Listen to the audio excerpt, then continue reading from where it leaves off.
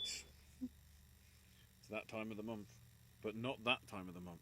The other time of the month. AJ, take it away. Well, on that, it's when you're seeing this, it's going to be Halloween, like the day of Halloween, and you will have seen all the stuff I put out in October by then, and this is kind of our finale where we wanted to get all four of us involved for some big thing, and there were some ideas and like, franchises or stuff like that, or what we usually do or whatever, but me and Owen came to the conclusion of doing like a bracket thing, and we were gonna do like a couple of different brackets for different things, but then we were like, oh, let's just make one big one for horror villains as a whole.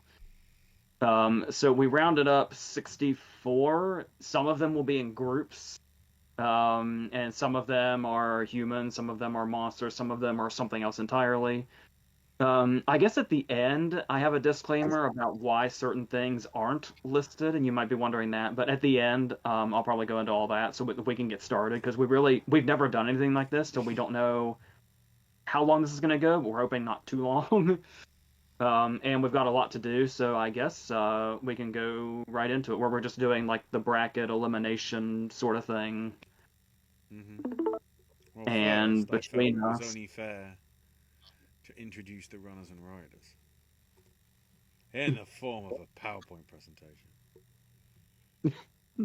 Because I am also Super Sasadango Machine from. Actually, I probably shouldn't do that. No, I need to because of what I have planned. So I can't see anything other than the PowerPoint presentation. So if anything else goes wrong, and all of a sudden I like disconnect from the internet, I will have no clue. It's the genius of doing this sort of on record.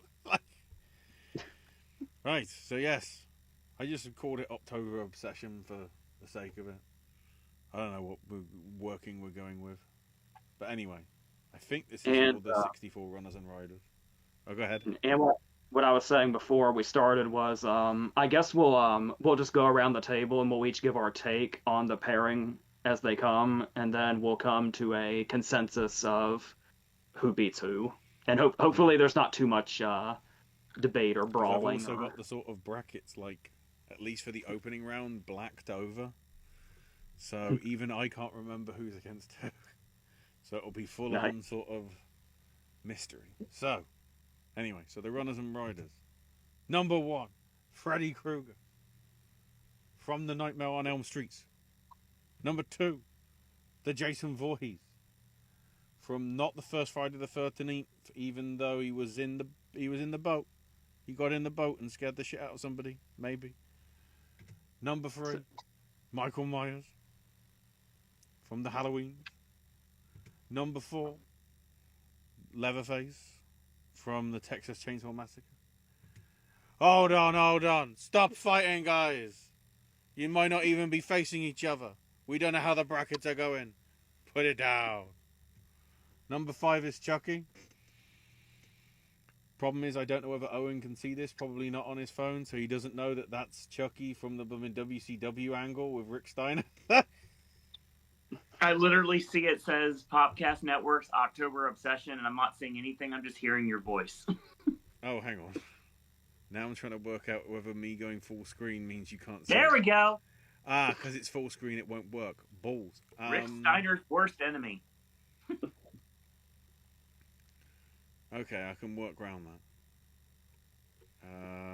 How do I go to the next slide? Great. I need the. Okay, now I need to. Now I need to get the thing. No, where's the thing?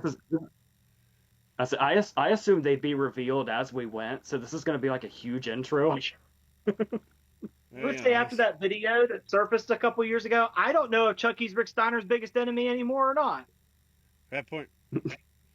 That's a good point. Right, so then. Oh, yeah, this one. Next up, the Candyman. The Candyman. The Candyman can. And in case you're wondering there was somebody missing, Chalamet! But yeah, number 6 is the Candyman. Number 7 is Leprechaun. Except, if only we actually saw him in that film. It's only sort of 10 years on when I was purposefully looking for Hornswoggle, as he was in Leprechaun, that I found out, no, they made him walk on 2-foot stilts and have arms that were 2 foot longer, so he looked like a normal person. For somebody that's supposed to be, a leprechaun. The hell? Anyway.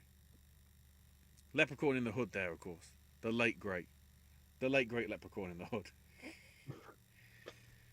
Entrant number 8, Art the Clown from Terrifier. At number 9, the Fisherman, who may or may not be Ben Willis, depending which part of the franchise you're looking at. Number 10 is Samara from The Ring. Number 11 is Jigsaw, of which, okay, that's Billy the Puppet, but, it was either that or go with Jimmy Hart as Billy the Puppet. The hell. I love that picture. Then we have Norman Bates. Not that one. Probably. From Psycho. John Carver from the Thanksgiving. Is it a franchise or is it literally just one film? I'm trying to remember. There's a new one coming. Right now it's just one. Oh, okay. Next up we have Pearl, who I guess technically was in 2 of the 3. Although their presence kind of is in Maxine to some extent. Then we have Pennywise. Insert random Tim Allen gif here.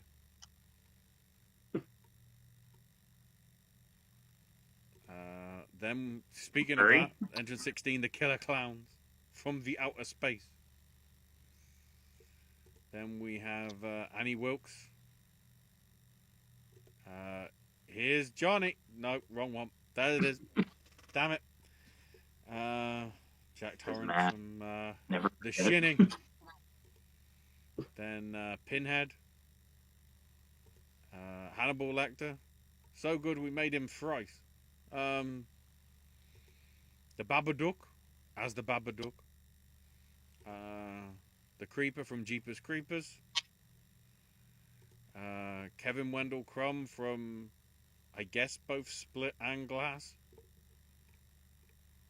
Although, I tried making a slide with all of them, but then it would have been so small, nobody would be able to recognize any of the pictures. But then we have the Firefly family from I know it's the Rob Zombie trilogy, and I know one of them's House of a Thousand Corpses. Which are the other 2? Devil's Rejects. The Devil's Rejects and 3 from Hell. Right. There you go. Getting clarification from those that know more of it than me. Then Cujo. From Cujo. Who's called Cujo? Then Victor Crowley. From, I think, the Hatchet franchise. Yes. Even though there he looks more like Elvis on a bad day. Then the shark from Jaws.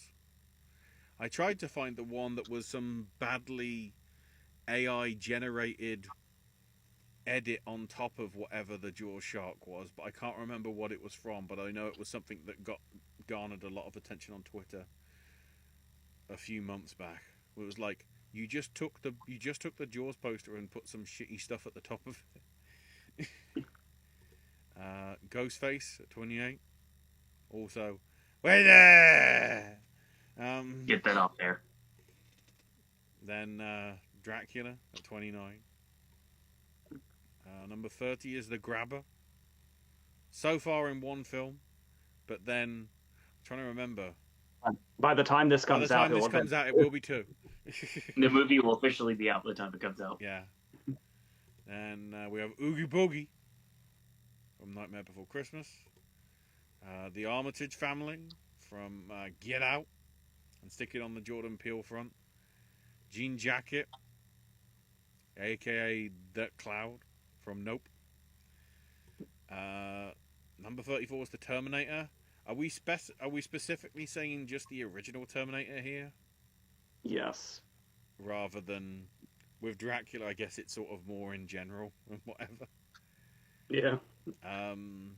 For 35, the Xenomorph, again, just counting the original Xenomorph from 1979's Alien. And on that front, the original Predator from You Son of a Bitch.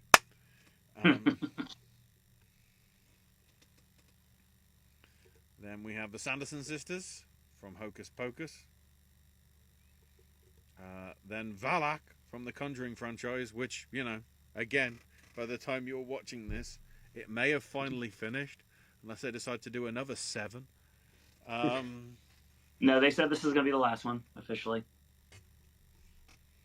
So did Terry Funk. Angela Baker from Sleepaway Camp. Says a lot that that's the only picture I can find of her. Like, it's that iconic, I guess. Pumpkinhead, who looks more like one of the Doctor Who villains on acid. Then John Ryder. Oh God, it's Sean Bean. I bet he dies in the end. Oh no, yeah, he definitely does. Yes.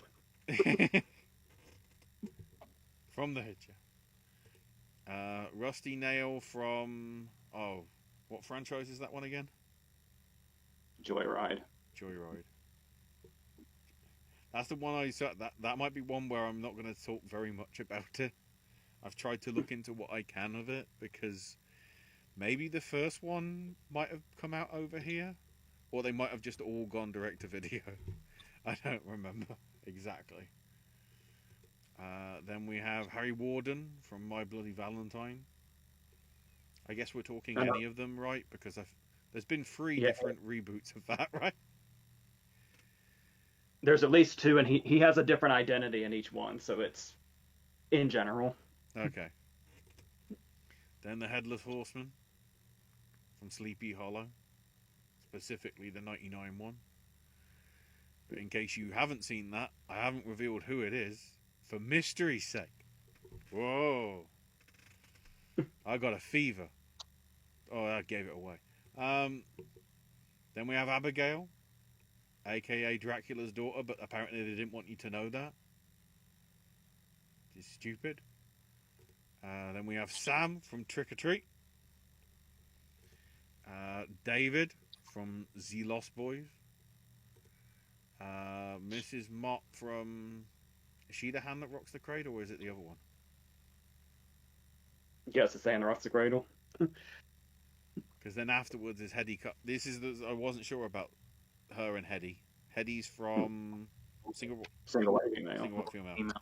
I'm trying to remember what's on the spreadsheet, which we'll get to. Then Christine from Christine. The Critters, closely followed by the Gremlins. Then we have the Wolfman. In general. Then the Invisible Man. Also in general. But shout out to CGI Kevin Bacon there. And then the Mummy, of which I purposefully need to switch back to the thing, because hopefully we get this infamous moment. Or not. Great. Did the sound disappear? It was supposed to be Tom Cruise. God damn it. Oh. Tom Cruise screaming. It's gone now. What the hell? I'll press save on the thing. Anyway. Next we have Creature from the... Oh no, hang on. Wrong one. Creature from the Black Lagoon. Thanks, Del Toro. We have Alex Forrest from Fatal Attraction. And if you can't remember who she is, I feel that will tell you what she is. Then we have Jerry Dandridge from Fright Night, which means the obligatory Colin Farrell reference, which also means it's an inanimate fucking... What happened to the sound? I put all this effort into putting the sound of it an inanimate fucking object, and it doesn't get played. God damn it. I now feel like he does with that phone. Smash the shit. Anyway, Audrey 2 from Little Shop of Horrors. Max Cady from The Cape Fears. The Thing from The Thing. I didn't know what to get as a picture for that because, dear God, if you want to do the conspiracy theory and put a picture of Kurt Russell, there you go. We got the Tall Man from Phantasm. We have Billy from Black Christmas. And then also, finally, speaking of Kurt Russell, Stuntman Mike from Death Proof. And that's our lot. Hey, what about me, Jared Leto? No, get out. Anyway, it's time once again for everybody. Hang on, I need to switch over to. Hopefully, people saw that. I just realised it might not have been running in the background, so people might not have seen it, which is bloody awkward. But everybody on the stream saw it, so now I need to switch over to change stream. So in theory, nobody should have to worry about switching over. I just switch it over myself. To the brackets. I'll shut that one just for the ease of it. So we have the bounce bracket. We have the on it bracket. The crazy bracket.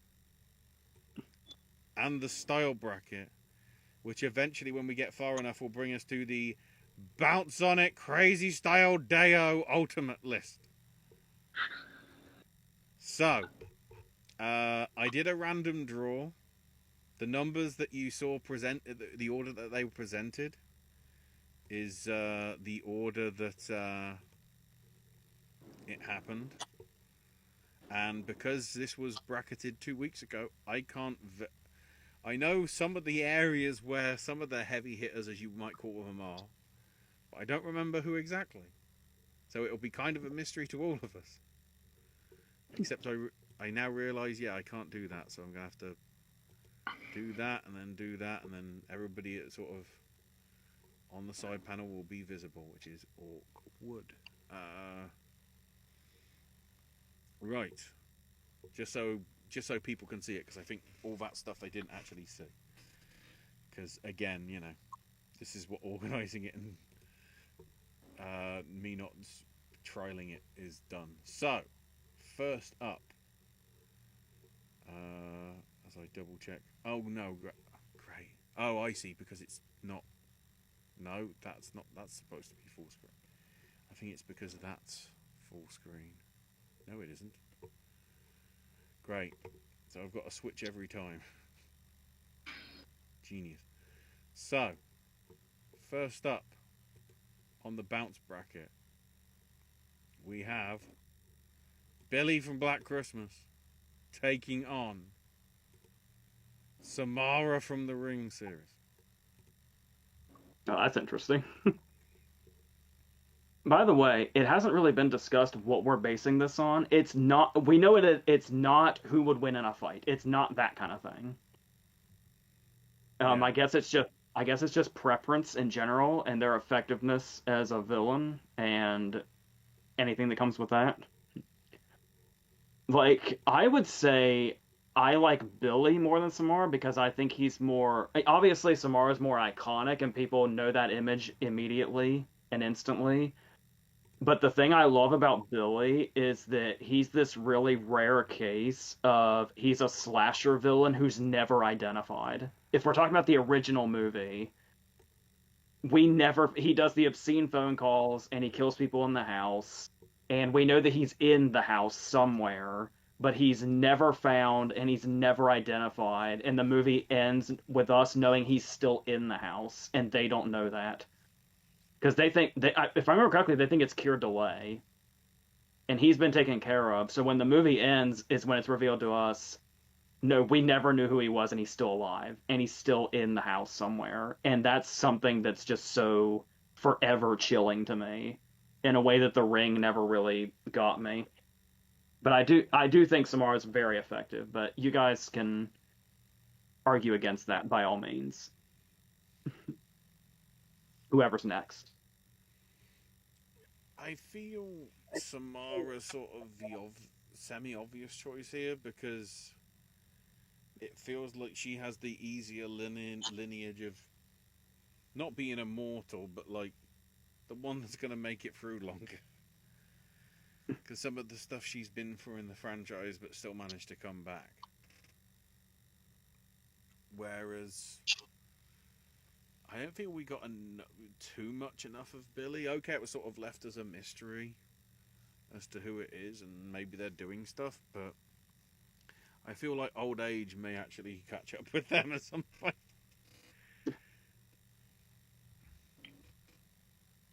Chris? I'm leaning towards Samara because with her... Can you guys hear me okay? Yeah. Yeah. Okay. I'm leaning towards Samara because in the movie they do what they think is going to stop it. Like, for example, in Poltergeist, when they, put the skull back, it fixes everything. They try the same thing with Samara, and it doesn't work. Like, once that doesn't work, you're kind of out of ideas. That is pretty cool, how it doesn't work out that way. Yeah. Yeah, it's like Samara at the end, she's like, I don't give a shit about that. I'm ready to kill now. I don't care. Thanks, I guess. So that's what I would kind of go for, because I feel like it's a little more unsettling if you have somebody that, like, there is a clear path to resolve it and that doesn't work. Yeah. All right.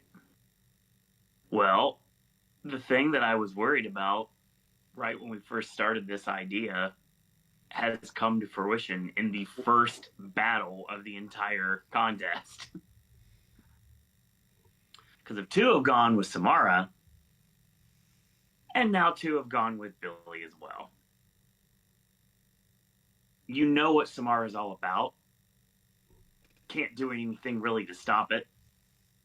Once it's set into motion, it's gonna happen. It's hard to silence someone that you don't know. And I feel that gives Billy the advantage.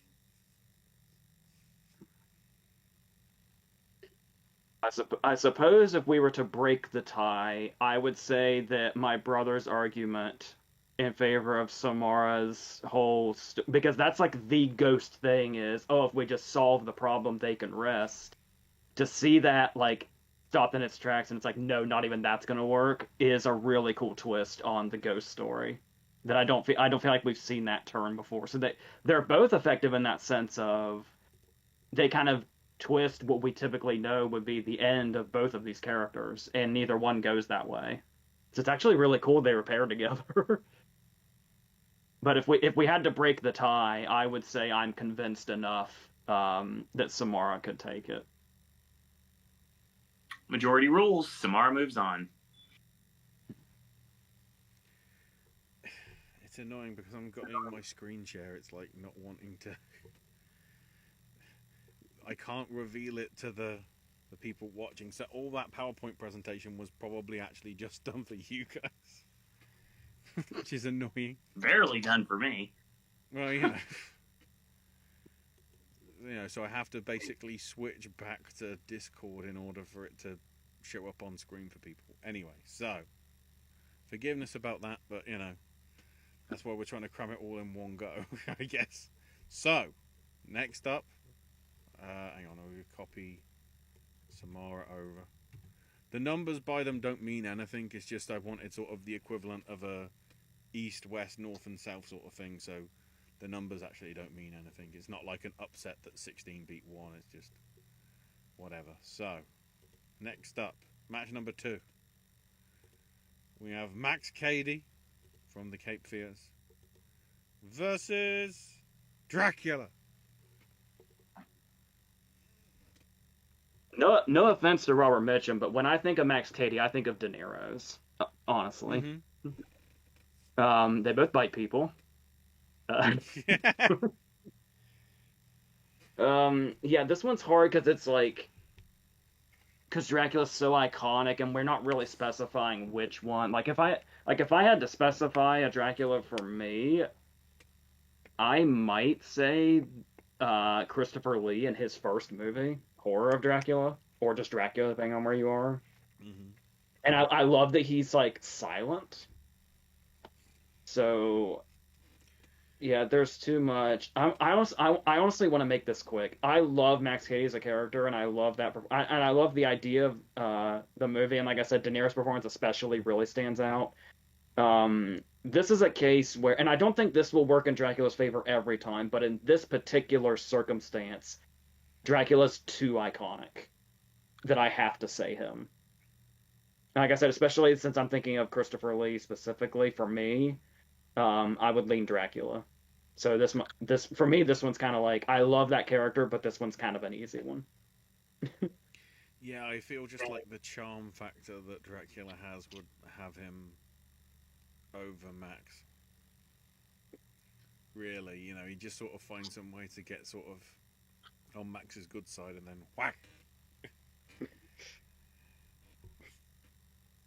I'm gonna disagree. Oh. I think Dracula's iconic, but Dracula normally is very tunnel vision. He hangs around high society. It's usually high society people that are threatened. Max Cady could threaten anybody at any time if you just come across them. Mm-hmm.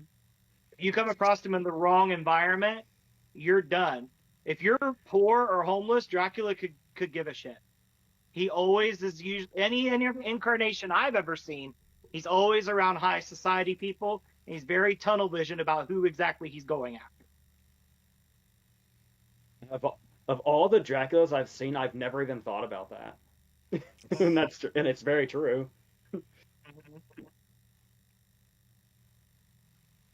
I would say the one exception is Blade Trinity, but we don't talk about that for a Dracula movie.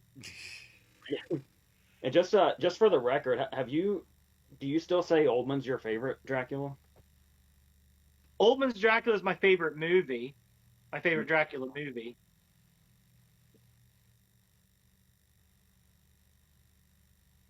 Oh, and I guess it's on to you. I mean, it sucks for Max Cady drawing Dracula in the first round. I really wanted to push him further in the competition. And another thing I'm going to judge too, I'm going to judge this from a different perspective because I didn't grow into horror until much later than everybody else on the panel. Obviously, it's Horror Nights connection is going to have something to say when it comes to my thought process when it comes to these battles. And even though Dracula Untold was the worst house we've ever done in the history of the event, he's got to win. Has to. That was a good. That was a really good argument for Katie.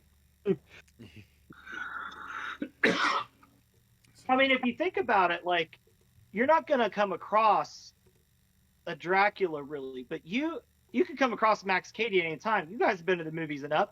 There's some loud, obnoxious dude in there that you never know if, when you leave, if you're going to find him in the parking lot. The worst thing Max Cady ever did was interrupt Problem Child. Nobody should be interrupted. Yeah. How extreme is that? My God. Right, so I'll remember to switch it over to the live view quicker than I did on the last one. Because I keep forgetting it's not in view. So we'll get back to Samara and Dracula later. But next up in our first rounds, we have Pumpkinhead 1-on-1 with the Armitage family from Get Out. Oh my God, that's amazing. That would make an incredible movie because Pumpkinhead is a revenge demon. Mm-hmm. And at the end, it becomes a revenge movie. Yeah. Oh my God, I want to see this movie. Well, I will say this. and I'll say this about myself too, because I've done it. I've done it in a video on this channel. Pumpkinhead can be very underrated. Because we're talking the first two, I think. The only other one I've seen is the third movie with Doug Bradley, and it's awful. But Pumpkinhead 1 and 2 are really good. And I love him as a character because he's a revenge demon, he's so brutal. And I feel like even after he got a tragic origin story in the second movie, it did succeed in making him sympathetic, but it doesn't change the fact of how brutal he is and how brutal his kills are. It's hard for me not to say him, but the Armitage family also together is like one huge weapon with several different parts. Oh my god. Well, the thing about it though is if we were doing it, if Pumpkinhead were in a movie with the Armitage family, that movie would end with Pumpkinhead killing them, because that's what he does to people like the Armitage family. But like I said, I don't want to make it the who would win in a fight thing. But I'll throw a bone to Pumpkinhead, but I'm curious what everybody else says. I don't know how familiar the rest of the panel even is with Pumpkinhead, because he's not like. I think people know that movie's existence, but I don't know how many. If it's like. Yeah, I had to do some sort of research in for it and whatever, and yeah, certainly when I was I vaguely remember thinking this could be an interesting first round because of the sort of the pairing of it sort of is kind of fitting sort of thing. I don't know. I'm trying to think, like. I'm trying to work out whether Pumpkinhead actually might get sort of. I know it's not who would win in a fight, but like. I somehow feel the Armitage family just have the advantage with the tea. Because they're so polite and that's when they get you. I feel that might be more of a sort of. That might be more lethal than sort of Pumpkinhead. Pumpkinhead might off them in the end. But I feel they have the advantage because they aren't fueled by revenge, or they aren't fueled by revenge. They're fueled by greed and ethnic cleansing or stuff like that. So like they're the ones that get you first before Pumpkinhead even has a chance. So I'm gonna go with Pumpkinhead. And I'm going to make the same argument for the Armitage family that I did for Dracula. And I'll just say no one on this call has to worry about the Armitage family. We're not what they're looking for. However, everybody on this call has done something shitty to somebody else, whether intentional or not. So Pumpkinhead could be conjured at any time. Mm-hmm. So I'm going to give it to Pumpkinhead because Pumpkinhead can affect everybody. And the Armitages are going to leave me alone just by looking at me. Not just for the color of my skin, but because I'm fat and out of shape and I'm useless to them. You could have a good eye. Stephen Root might want you. Maybe. But I'll still give it to Pumpkinhead. It's tough because... Number one, I almost just literally choked right in front of everyone. Number two, now I'm having to literally charge my phone as we do the show. The Armitage family would have the same issues that the Purgers would have if they were in this competition, which they're not. But, yeah, all compelling arguments.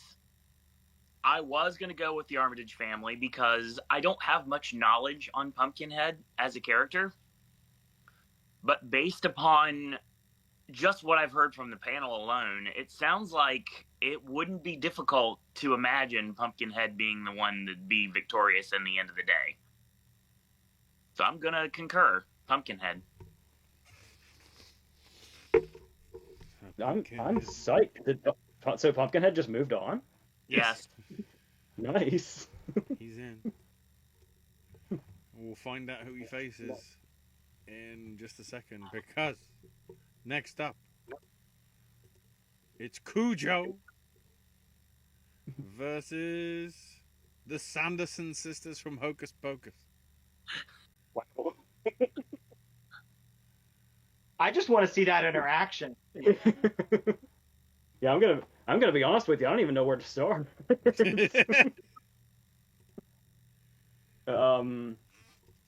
Okay. Well, I suppose they could make. Well, no. Okay. So Binks was already human, and then he turned into a cat. So it's not like they could make. Well, they could make Cujo human, right? Potentially. Thus making him mortal. Well, he's already mortal. He just has rabies. Oh, it's Halloween. I'll say the Sanderson sisters. I don't know. I mean, when the battle is basically magic versus rabies, I feel magic wins. Yes. I don't need to say too much more. Sorry, Cujo, but you're getting put down.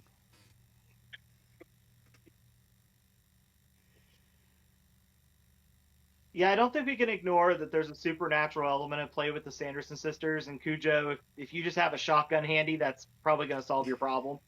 Yeah. So Yeah, I'll roll with the Sanderson sisters too. As I say, literally the only reason that story is as long as it is because the characters are stuck in a car. Yeah. It's a great story and it's a great movie, but yeah. Yeah. There's no way that Cujo's winning this. Sanderson sisters, of course. I was going to make an argument for Cujo, and I was like, I don't have one. Yeah. I mean, I guess you could say the Sanderson sisters are people, and you could try to reason with them, where Cujo, there is no reasoning or finding a solution. It's just run like hell and hope he dies before you do. Mm-hmm. Oh. Just reveal it there. But if you were in a situation where they were fighting, the Sanderson sisters could just transform Cujo into something else and be done with it. Yeah. You could turn him into a rabid frog or something. Something non-threatening. Yeah. Or an inanimate object. Yeah, I was just about to say that. Right. I imagine, when I think of the interaction between them in my head, I think of Sarah Jessica Parker's character like wanting to pet Cujo and be his friend. Probably. So, next up, it's the creature from the Black Lagoon versus the Mummy. Oh, classics. One. Universal classic monster. Go. Both of them just want a woman. So, Yep. well, when I brought him up, I was thinking of Karloff's mummy. Even though Karloff isn't really the mummy people remember, if we're thinking like wrapped in like the cloth and doing like it'd be like Lon Chaney's mummy. Yep. But I imagine a lot of people think of Arnold Vosloo as well, who technically also counts. But yeah, I guess based on like just like having this iconic image in your head and something that's like terrifying because it's so otherworldly, because we know it now because the creature from the Black Lagoon is an iconic image. But if you are like at the time the movie came out and you see that image, it's pretty unexpected in a very startling way. And his kills are brutal because he has claws. Mm-hmm. So I probably lean, yeah, because at the end of the day, the mummy just wants a woman. I think that Creature from the Black Lagoon is more, yeah, because it's interesting that what you think of as an iconic image of like the mummy isn't much of what we originally got. Karloff's like the mummy, as you would think of him, monster-like for like the very beginning and the very end for like a total of 30 seconds. Otherwise, he looks like Karloff. He's got like that stare, but Dracula has that too. So I'm gonna say Creature from the Black Lagoon. Yeah, I feel sort of, as long as you aren't on the Mummy's radar, it's sort of, you know, if you're not on the radar, he ain't interested. Whereas the Creature from the Black Lagoon does seem more confrontational in terms of in general. There is one bit I forgot about that's great, but I'm still sticking with Creature from the Black Lagoon. But it's when Karloff wakes up and walks out of the room. We don't really see it. We just see like the last bit of cloth going out of the doorway. But the fact that the guy that saw him leave descended into madness and basically laughed in a straitjacket for 10 years until he died is really cool. The power of bandages.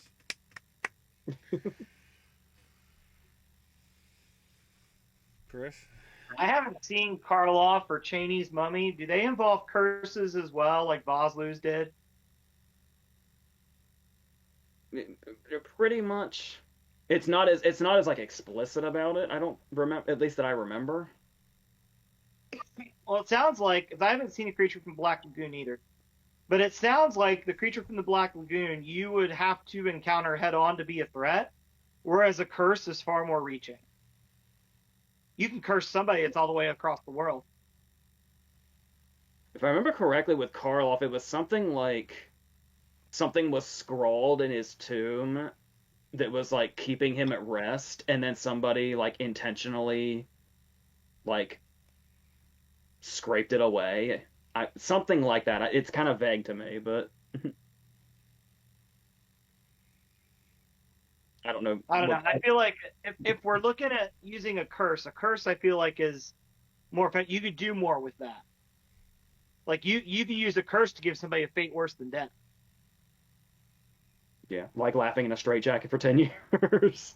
Yeah, that comes to mind. Okay. Well, I'm gonna have to do the same thing I said I was gonna do before, and I'm going to have to judge it based on my Horror Nights experience. I've encountered both a few times, one more so than the other. However, at the end of the day, one was my first scare I ever got in a house, and one's extremely repetitive I had to deal with a couple years ago. So you decide which one I'm answering, but my answer is going to be the Creature from the Black Lagoon. And what did Ashley say? I went with Creature as well. So he progresses, I think. So 3-1. That one was surprisingly difficult. Let's see how difficult the next one is. As Chucky goes up against Sam from Trick or Treat. Oh, I got some words. Well, if I don't say Sam on Halloween, he's going to kill me. But we're not shooting this on Halloween. Correct. So maybe we're good. The advantage of retake. I didn't take any chances. I'm wearing my hoodie I got in Salem, Massachusetts. I'm not taking any chances. I mean, 2018 Street of the Year, baby. That's all I got to say. I'm good. See, this one's difficult because I grew up on the Chucky movies, so they have I'm really attached to them. And the original Child's Play might be one of my favorite horror movies, period. But I love Sam as an image and what he stands for, and just the subtle way they show us that he's immortal. Like when we see him in the flashback and stuff like that, and he's just hanging out.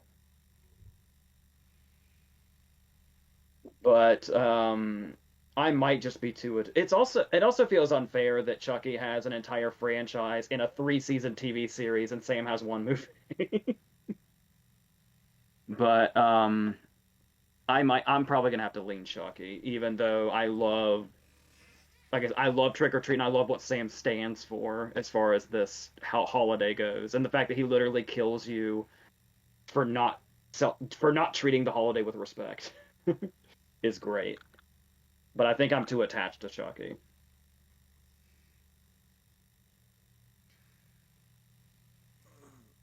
Weirdly, I think Sam just seems the more sinister of the two. Because Chucky's just sort of legit wants to kill you. Sam, if you're good to him, he's fine. But the majority of people probably wouldn't be. So they're probably going to be even... I feel they're going to go for an even more gruesome thing than what Chucky might do just with a knife. Predominantly. So weirdly, just because I feel Sam tugs on the heartstrings more to really sort of get under your skin, I'm willing to give him the edge. Even though I'm gonna Mark go with Hamill's Chucky. Chucky, I feel more attached to weirdly than the original stuff. I'm gonna go with Chucky because Chucky's just looking for a body, and that could belong to anybody, Yeah. not just Andy after part 3. True. Whereas Sam, as long as you respect the holiday, that you're fine. But I feel like there's also more threatening forces in Sam's world than just Sam. Yeah. Because you got Anna Paquin and her pack of werewolves. You got, Dylan Baker before he died. The zombie kid. Yeah, the zombie kid. So yeah, I think I'm gonna go with Chucky. It's a shame. It's funny that they're both little because I was gonna make the argument against Chucky that you could just dark helmet him if he came at you, but you could do that with either one, I guess. But no, I'll go with Chucky because I feel like his motives are more selfish because he's looking for a body, he's looking to trade out. Mm-hmm. So not only, does Chucky kill you, but he's in your body, so who knows what he's going to do to everybody around you if he succeeds. Oh God, that's Whereas true. with Sam, you can avoid Sam by just not being a dick on Halloween. Or I'm sorry, being a dick to Halloween.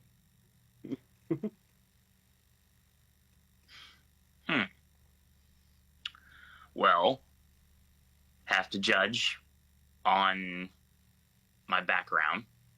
Like I said, my first year working Revenge of Chucky,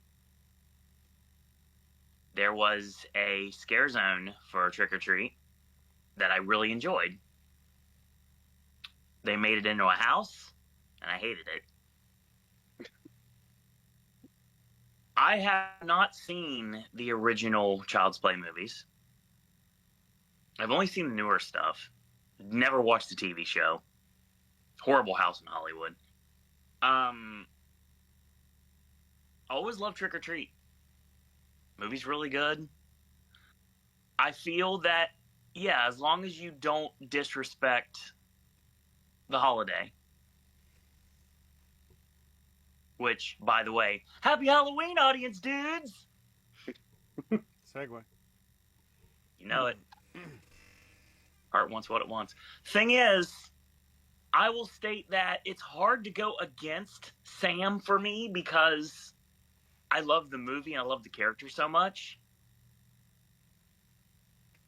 But everybody has so many great, compelling arguments about Chucky. And how he's very selfish. And basically, he could go after anybody. But my counter argument is, especially nowadays, a lot of people are not kind to the holiday of Halloween. So there'd be a lot more victims now than there would have been before. I know that this is going to lean towards Chucky because I can tell the way that this is going, but I'm giving my vote to Sam. Well, I think something else that stood out about Chucky that I was thinking about while sitting here was when you were talking about how basically nobody's off limits. That includes him trying to kill his wife and child, too. Exactly. Also, you can make an argument for Chucky. Chucky takes somebody out just by existing. The guy that had the heart attack in part 3. Yeah. Like, Oh, just yeah, his true. appearance alone was enough to do that guy in. Chucky didn't even have to do anything. And as I am a testament to it, Chucky also deals with the world of cursing people too. So literally the name of one of his movies. So I think even though it's a tie, I think probably sort of in reflection, probably Chucky just about gets the edge. I want to go with Sam, but 2018 represent, Chucky goes through. Yeah, and also I think just the fact that we're doing this and that we did all this stuff in October, I think Sam would appreciate that. I don't think Sam would feel like he has to win this, right? He'd just be glad we're doing it. I think Sam's very appreciative of me in general, so we're good. I really don't. As cool as the candy bar with a razor in it that is his weapon, I wouldn't want it used on me. As much as I love it as a weapon, as a concept of a weapon. Oh, lollipop? Yes, no. yes, that too. Poor Leslie Bibb, she got it bad. Well, I mean, she was kind of a raging see you next Tuesday to Halloween, so.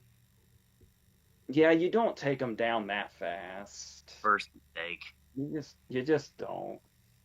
We've already been asked when we can start decorating for Halloween, so Sam won't be coming to my house. There's a reason we're filming this today, and obviously he's not coming to mine. And Sam's also going to get the guy that stole your sign last year. So. Yeah, good. Right, so next first round match. The Wolfman. Head to head with Jean Jacket from No. No. Ooh. This one's easy for me. This is very easy. I love all the Wolfman movies. I especially love the Joe Johnston one for a number of reasons. I think it's very, very underrated. But not so much the new one. Sorry, Lee Winnell. But Lawrence Talbot's Are you talking about the Del Toro one? What's that? Are you talking about the Del Toro one? The Del Toro one. Oh, No, yeah. Okay. I was thinking Guillermo. I didn't go to Benicio. Lawrence Talbot is an innocent guy that's cursed. He doesn't know he's doing it when he's doing it. That's how werewolves work. But I was saying when we were compiling this list, Jean Jacket is horrifying. Yeah. That's one of the scariest movie monsters in some time, to me. I'm going to say Jean Jacket with ease. To not disrespect a classic like The Wolfman, but Jean Jacket is fucking scary. Yeah. If we're doing this as a murder thing, Jean Jacket has the motive, the means, and the opportunity. If we were doing who would win in a fight, Jean Jacket would win this whole thing, and we'd be done in 15 minutes. Yeah. No, but like Also- even in that sense, I feel that they're sort of a more menacing threat than Wolfman is, because as long as the moon's all right, you're good. I'm gonna throw what they call in Big Brother world a sympathy vote. I'm gonna throw a sympathy vote to the Wolfman because I feel like Jean Jacket's gonna run away with this, and I'll make the argument that the Jean Jacket is clearly a threat. You can tell looking at Jean Jacket that they're a threat, but the Wolfman could be somebody you know, and if you're just in the wrong place at the wrong time, you're done. And they don't even have motive. It's just survival, animalistic instinct. Like, you couldn't reason with that person once they transformed. You're screwed. That could be your best friend. And you'd never know it until the full moon hit. That's true. Well, if you Whereas, you look at Jean Jacket, you're like, oh, no, that's not friendly at all. I'm not going to be friends with that. No way in hell. Well, if you look to the So I west, know Jean Jacket will win, but I want the Wolfman to get some cred. well, if you look to the western sky, you'll see that there is no way that anything is going to be stopping Jean Jacket anytime soon. No matter how much animal instinct you have, you cannot stop Jean Jacket. Yeah, that's a no-brainer right there. I also love the realization everybody had that Nope's alternate title could have been Don't Look Up. Yeah, it is. Right. Rounding off the bounce block, we have The Thing Oh no. versus John Ryder. When I know we mentioned Sean Bean earlier, but obviously when I think John Ryder, Rutger Hauer is who I typically have in mind. Yeah. But even so, everything my brother just said about the Wolfman. The Thing.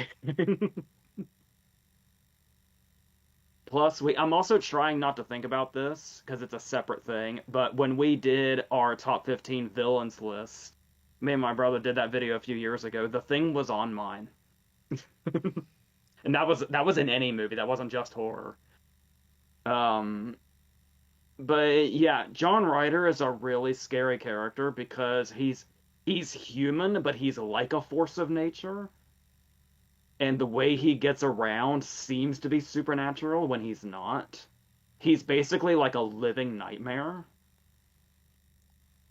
But I'm for just everything we already said, I'm gonna say The Thing. Yeah, The Thing is a living nightmare. Yeah. Because you don't know what it's going to be. In theory, it could be anything. It could be John Ryder. I'd scare the shit out of him probably even more. I'm going to make the same argument for The Thing that you made for Billy. We don't know if The Thing was stopped. Yeah. And if The Thing disguises itself well enough, you won't know if you stopped it. Yeah. Yeah, there is kind of no way to know. Mm-hmm. Yeah. So John Ryder's more realistic. You're more likely to run into him if you're driving down the road. But Thing could be anything, anybody.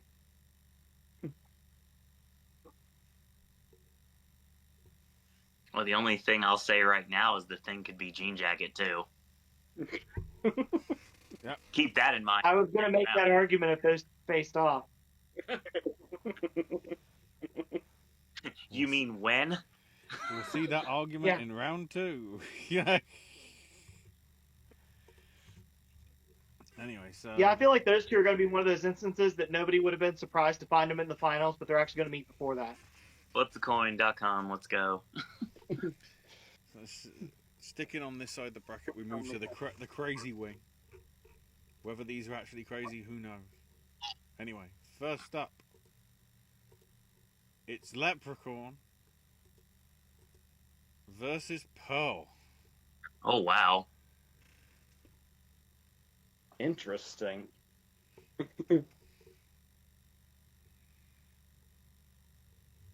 Well, Leprechaun has a goal. He wants his gold. Mm-hmm. Pearl will just kind of kill you for being in her presence. Yeah. And she's so unpredictable. Ask David Cornsweet how unpredictable Pearl is. She says that she loves him, and what is it? Less than 60 seconds later, he's got that pitchfork in him. She stopped Superman. And how old is she supposed to be in X? Like in her going on 90 or something? And she's still doing it? Mm-hmm. she's still as deadly in like her 80s or 90s as she was as like a teenager. It's just still offing people.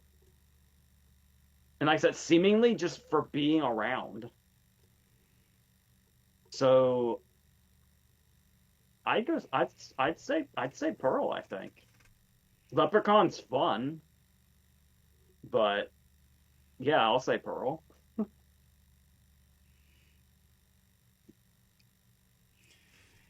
Yeah, I feel Leprechaun sort of is mischievous but deadly. Pearl's out to kill you. You know, she sort of, once it's in her mind, it ain't gonna get out. Whereas Leprechaun, I feel, could have a change of heart sort of thing. So I feel Pearl is the bigger menace. Partially because it technically took 2 films to get her. And then even then, who knows whether the spirit lives on through Maxine. So.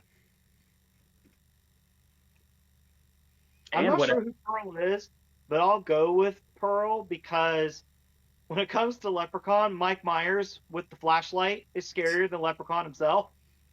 But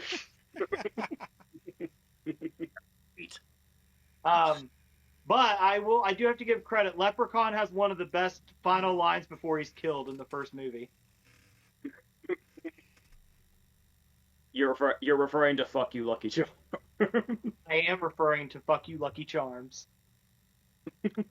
I wish there was a reason that I needed to use that in my life.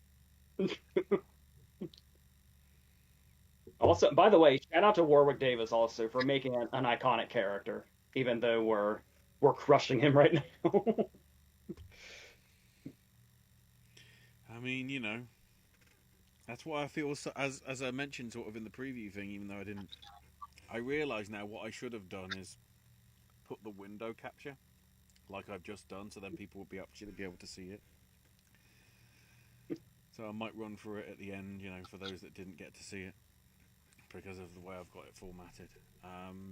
But yeah, because of what happened with Dylan, and like they wanted to make the Leprechaun sort of a normal-sized person before they became small. It was like, so why did you cast him there? Other than it's a WWE Studios film, so you basically just did it on purpose, didn't you?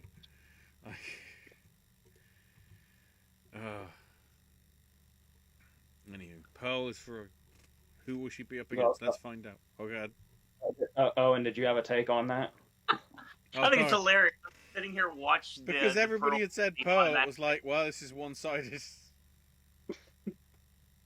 Yeah, I don't think Pearl has anything gold the Leprechaun would need. So yeah, Pearl would just kill you just as much as look at you. So yeah, for sure. Sorry, Dylan.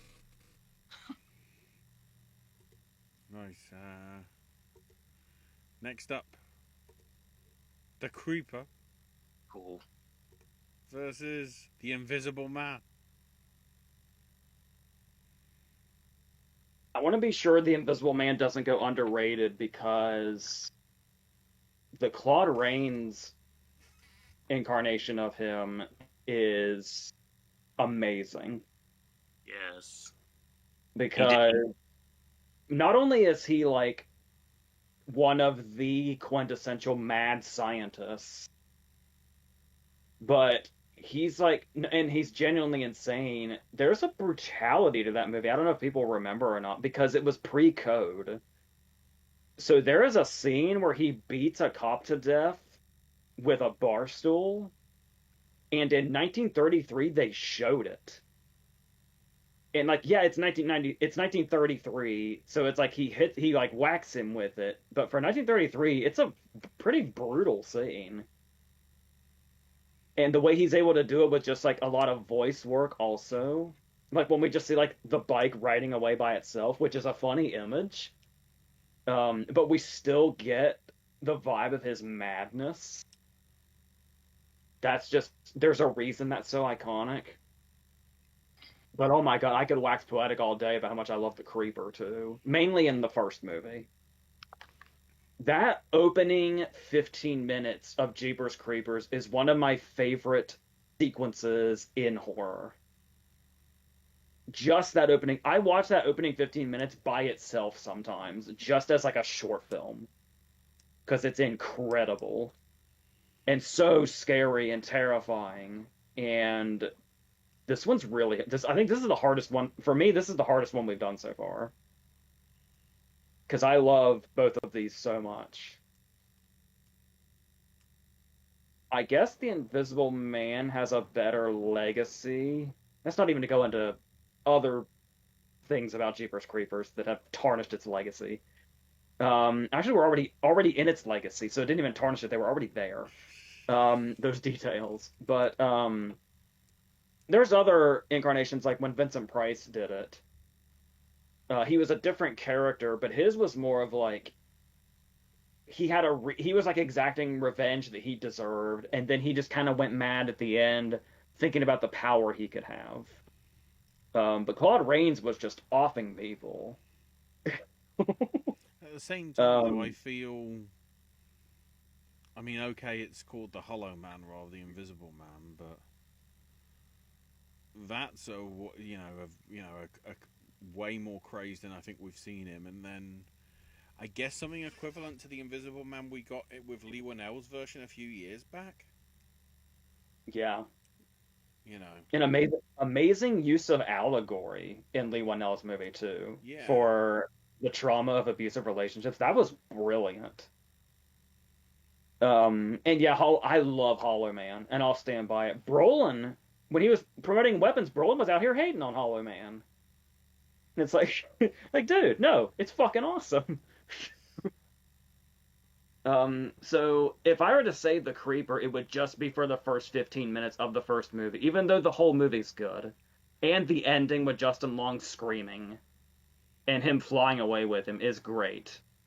But yeah, when you think of The Invisible Man and you think of Lee Whannell's movie and Hollow Man and stuff, also on top of what Claude Rains was doing, The Invisible Man, it's hard not to say that, so I'll say The Invisible Man. I feel sort of the Invisible Man is sort of more sort of.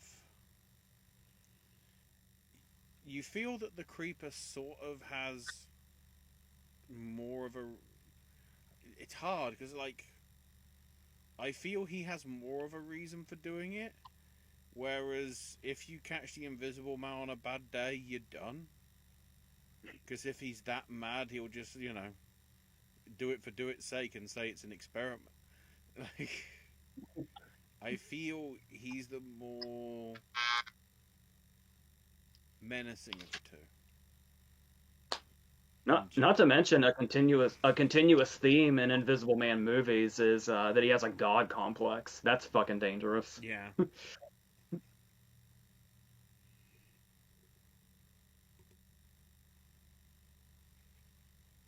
I'm gonna go with the Invisible Man, because when you're invisible, you could do so many more things than murder. You can stalk. You can, sneak up on people. Like, you're literally invisible. Yeah. And like, I don't know, the Creeper, you would have an idea of where the Creeper's coming from because you could see the Creeper. Invisible Man could walk right up to you and you never know it. Yeah, I love the way he could blow in your ear, he could blow in your face, he could like whack you with a stick. So the Invisible Man, literally, if he wanted to, the Invisible Man could literally drive you to madness before killing you. And I don't know if you saw Lee Whannell's movie with Elizabeth Moss, but a very common theme throughout that movie is him framing people. Mm-hmm. Where he literally slits somebody's throat and hands Elizabeth Moss the knife, and he slaps a little girl and makes a little girl think that she did it, and shit like that. like you brought up Hollow Man earlier. Like, look at the means they had to go to fight him in Hollow Man. Yeah. Like, all the science things they had to do just to be able to see him. Yeah. know where he's at, and still it almost didn't work. And you were talking about Josh Brolin earlier. I've had the thought, while Kevin Bacon's great in Hollow Man, imagine if Brolin played that character. Especially today. Yeah. That'd be really good. Yeah. I have such a complicated relationship with Josh Brolin. Like, I feel like whenever he's cast in something, it's kind of boring because I know he's gonna crush it. But the fact that I know he's gonna crush it makes me want to see it too. Yeah. But it's like they pick him, and I'm like, oh, that's boring. But it's like it's only boring because I know he's gonna kill it. Yeah. Oh, and do you have a take? I really feel like this is Griffin's win. All right. The Invisible Man progresses through, I think. Yes. Next up, the Predator. Oh, who's he going to be up against? Mrs. Mott from Hand the Rocks the Cradle. Oh my. Which one is the truly ugliest motherfucker? Well, they're both predators in different ways. Yes. Now, mind you, well, okay. I like Mrs. Mott for the anecdote that Owen has. Oh, Jesus. And that character is horrible. Yes. Having the baby get used to her breastfeeding it, the way she frames Ernie Hudson, she is deeply fucked up. In a way that thrillers like that, it pushes the envelope more for that kind of thriller, especially that I think we were used to at that time. Like, she's on kind of another level of that kind of thriller. But, like I said, the Predator, I guess it's another one of those things where the iconic status is just too heavy. Of not just the Predator, but like several images. Mainly the head with the spines attached and all that. That's... Yeah, and the way that it takes, like... It's like a survival in the wilderness story that's also a monster movie. There's just like layers to that I really appreciate. So I'm probably gonna have to say The Predator, but The Predator in the original movie Predator, not Shane Black's movie that he directed, the one that he's in. God, that's confusing. I'm gonna say The Predator, but Mrs. Mott is not somebody I'd ever want to meet. So I think that goes a long way as well.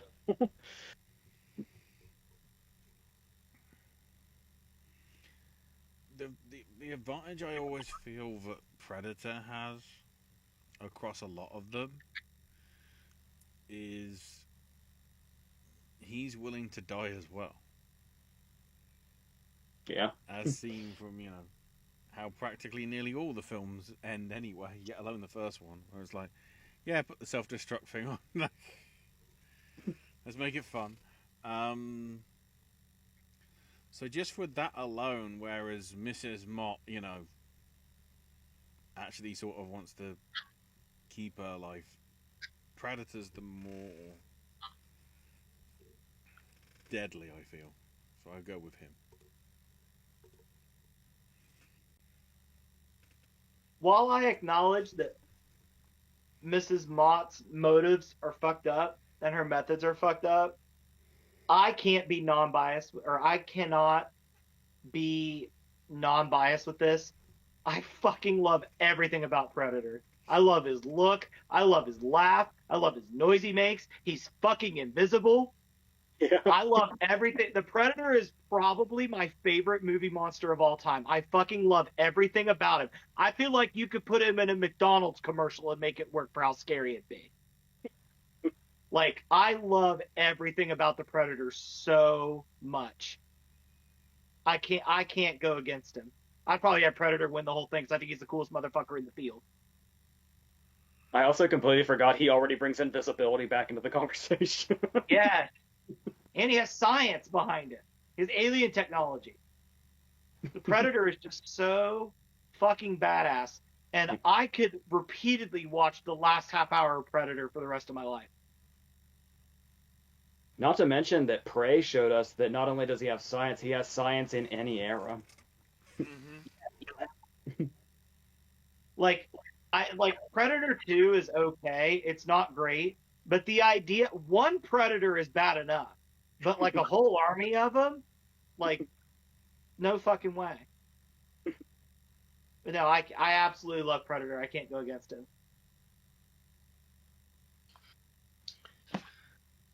So, I know Mrs. Mott's in here because of me, as it was mentioned a minute ago.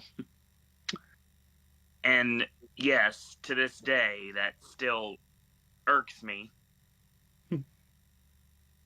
But, again, I throw out my reference.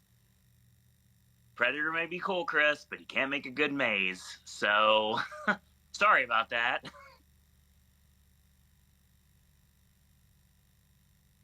Predator has to win, though. There's not going to happen. The chance of having an invisibility battle in a later round intrigues me. Mm-hmm. So let's try to see if we can make that happen. Before we move on, just for the uninitiated, the short version is basically, was it your stepmom? Yes. That Hand the Rocks to the Cradle basically made you petrified of for a night? I literally hid behind the couch. My dad had to leave my stepmom's house in the middle of the night and take me home to his house, which was like, 35 minutes away.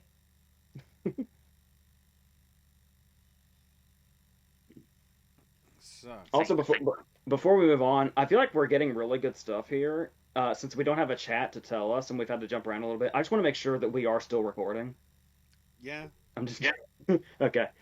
For some running. reason, I was getting nervous. The stream is still running. For those of you that are watching this live, watching this on when it's filmed, we will probably have a chance to discuss this sometime in the next week or so. That's what it looks like, potentially. Yeah. My Horror Nights Some withstanding. point in early November-ish. Yeah, right after my Horror Nights excursion is over. Right. So, next up, Abigail Oh boy. versus Oogie Boogie. No. Disney ain't getting through to the second round. Well, let's discuss what Oogie Boogie does exactly. A phrase I never thought I would ever hear on a podcast. Wait, okay, so he has the gambling problem. I love that you labeled it a gambling problem. Which is funny because I just replayed all the Kingdom Hearts games recently, and in the first Kingdom Hearts, the boss fight, he's throwing dice. Of course he is. So even Kingdom Hearts recognized the gambling problem. Lord. So he kidnapped Santa. To be fair, that's a pretty capital crime. Yeah. He's easy to defeat. You just have to pull his cloth off and stomp on him enough, or drop him in the right place. So yeah, okay. Okay. Again, I don't want to go against his iconic status, because of course he is. And I have nothing against him. I do think he's a cool villain. Abigail's really fun, though. Alicia Ware's performance, especially for her age, and the fact that she's Irish, and I would have never guessed that in a million years.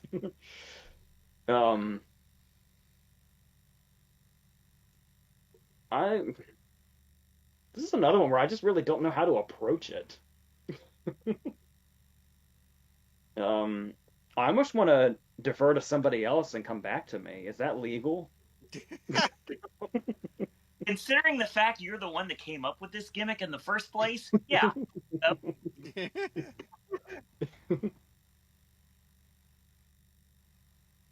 What do you got, Ashley? I was gonna say Abigail because I feel that she has the sort of the better sort of charm and whatever that I feel, you know, if you went up against them, you wouldn't stand a chance. Especially because the way at least in Abigail, as opposed to, if you want to call it, you know, Dracula's daughter from the 30s and whatever, even though she wasn't called Abigail and whatever.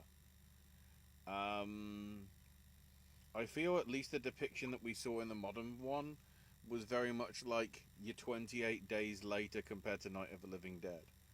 As in, she's fast and she will pounce.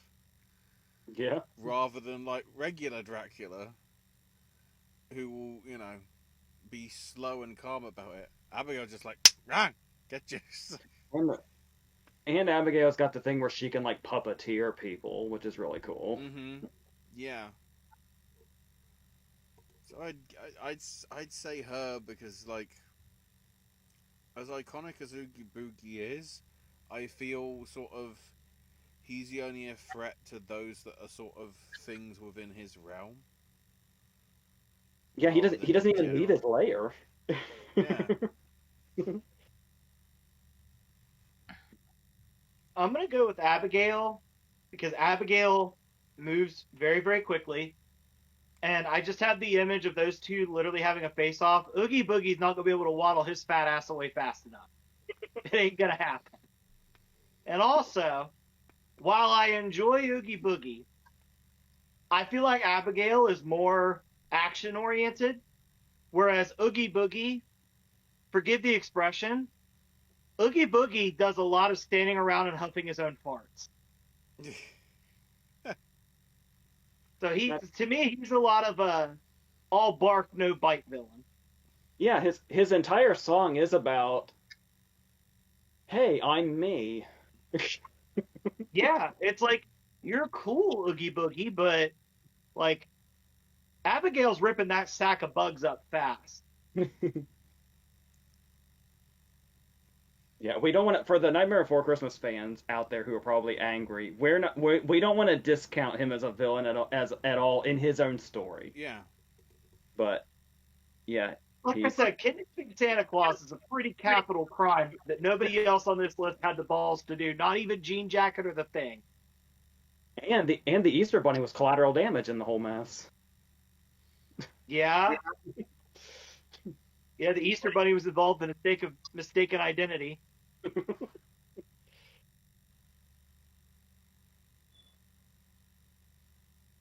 I just sit back and just listen to this. That's all I can do, because these battles, it's like I don't really have much to say. This is Abigail all day, every day. Yeah, I'm going to officially give mine to Abigail as well. Moving on.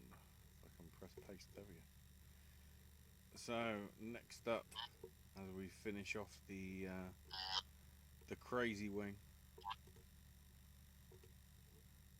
Kevin Wendell Crumb from Split Glass, the Shyamalans, versus David from the Lost Boys.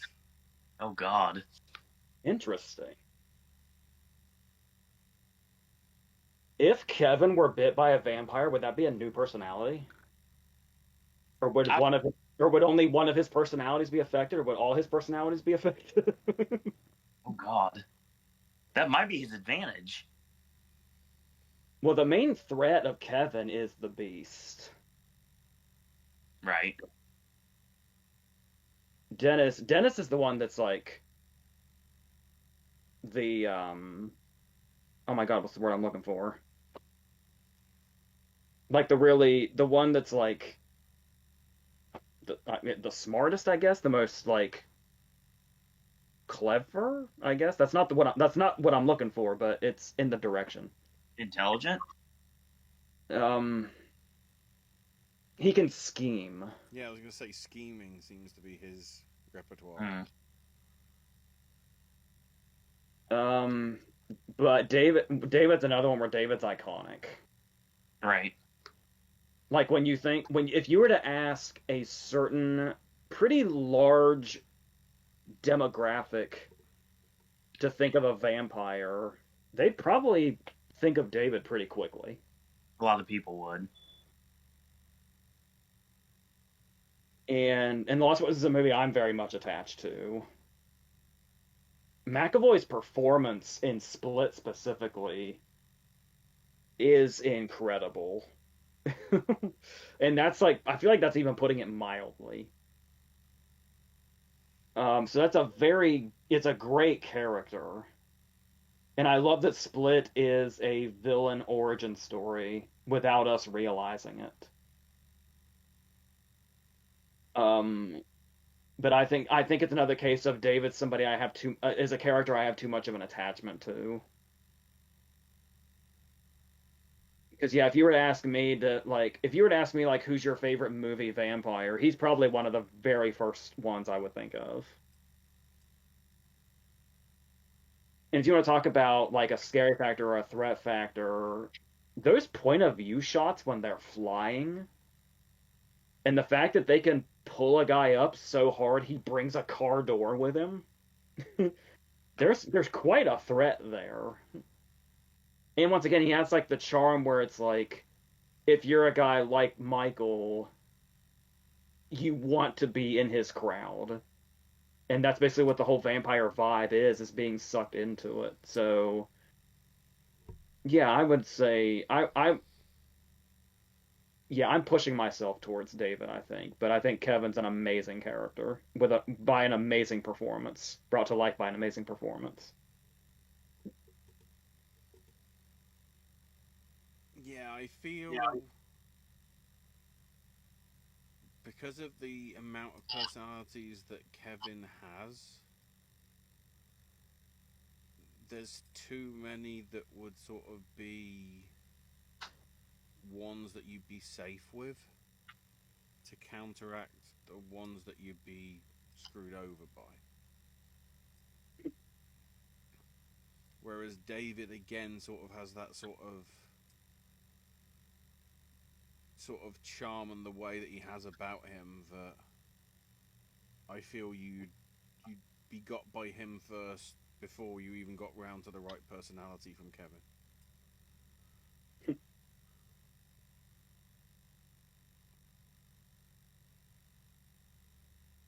I feel like David looks like a threat. Like on the outset, he looks like he would be a threat. With Kevin, you may not know until you watch the personality split. Yeah, like how literally like the first scene is he gets in the car and shuts the door, and Anya Taylor-Joy just thinks he's a guy that has the wrong car. Yeah. Before he attacks. Yeah. Whereas if David walks up, you know he's bad news. Yeah. Another thing we learn in his very first scene. It's like even when he just looks human, it's like this guy is bad. Mm-hmm.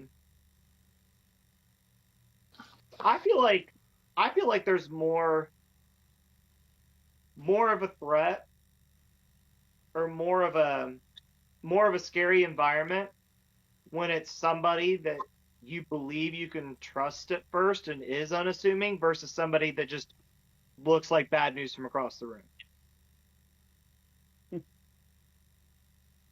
So I tend to lean toward Kevin. Well, I can see that. I would love to go with Kevin here too, but he's he's unpredictable. You don't know literally what you see is what you're actually going to get. But I don't know. It's just something about David that just like tells me that even if he only got to one of the personalities, it'd be enough.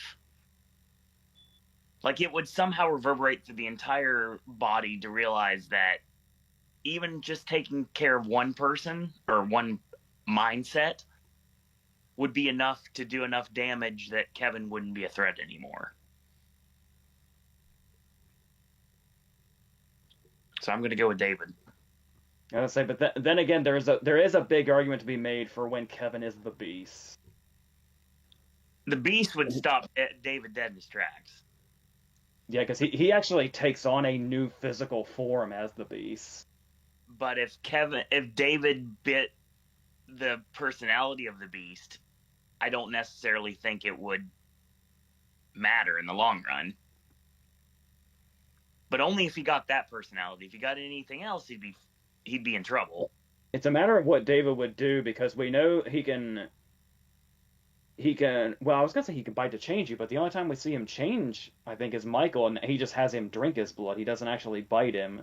Whenever he bites anybody in the movie, it's to kill. Right. Because if he disabled the Beast, he'd be fair game. But if he didn't, then he'd be in trouble. Are we stuck? Are we 2-2? Right. There's arguments for both. I'll push for David, because David does what some Bond henchmen have been able to do, where he's a bigger threat than the big bad is. Right, for sure. Like, I think most people would be more afraid of David than Edward Herrmann. No, for sure. And it's not just because Susan was watching Gilmore Girls and I saw him in a funny hat golfing. It has nothing to do with it. I've heard him referenced through, like, in the context of Gilmore Girls so many times. It's like I've never seen. What do you think of? The Lost Boys, Gilmore Girls, or Richie Rich's dad? Those are the three things that come to mind with Edward Herrmann. And he's the narrator in the opening scene of The Wolf of Wall Street. Yep. So David takes that one? Yep. He And officially moved according to the brackets I'm seeing on my phone right now. that one was tough. Next up, the Xenomorph Oh, Lord. from 1979 Alien versus Pinhead. My dad's worst enemy. I'll tell the story. Well, Don't worry. I already know who I'm choosing, Same. but I want to give a little bit of love for, once again, just Pinhead being Pinhead is more of an iconic image than anything else. Mm-hmm. Yeah. He's got iconic lines like, it's a waste of good suffering, and do I look like a person that cares what God thinks, and I have such sights to show you. He's got like endless quotes. But in the first movie, he's in it for like 30 seconds. In the second movie, he's basically an anti-hero. The third and fourth movie is kind of him at his most unleashed. My second favorite Hellraiser movie is Inferno, and he's just James Remar the whole movie. He reveals himself like at the end. It's like, oh, by the way, I've been Pinhead the whole time. But the Xenomorph is like... You know what gets me the most about the Xenomorph, honestly? Is the fucking blood acid. The blood acid is so unfair in a fight. It's like, that's just... I love how formidable of a villain that alone makes it, let alone everything else. And the way it grows so quickly, and the way it can move silently and come from above or below. I'm saying the Xenomorph pretty easily here, not to discredit Pinhead's iconic status, but he's only been unleashed like a few times in a very long franchise. So yeah. The fact as well that the Xenomorph can get you even when it's born. Yeah. Like, you're never safe. Okay, it might get you, when it's crawling through the vents and things like that. But it might just John hurt you. Yeah. Because when when anything happens that's like a chest burst monster, I just call it a John Hurt. I don't call it Alien or Xenomorph. It's the John Hurt moment. Even when it's done for comedy effect in like Red Dwarf, it's like, that's the John Hurt moment. So yeah, Xeno is OP.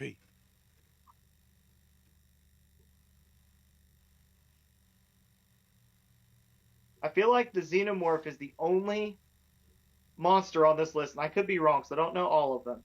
But I feel like the Xenomorph is the only entity on this list that can kill you just by you trying to kill it. Like, it could just bleed on you and you're done. Mm-hmm. That sounds right. Yeah, like there's no...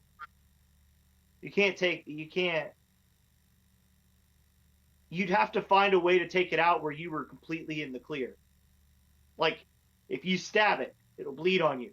If you blow it up, blood will splatter, and it will kill you that way too. Like, the Xenomorph can get you from beyond the grave. Yeah. And like Predator, it's a really fucking cool looking monster. Yeah. I remember the first time I saw one as a child with no context, and it was nightmare inducing. I had no idea what it was, and it was terrifying. Not to mention that when it opens its mouth and you think it can kill you, something jumps out of its mouth that can kill you by itself. Yeah. I mean, Kung Pao kind of neutered that concept as far as a threat, but it's still there.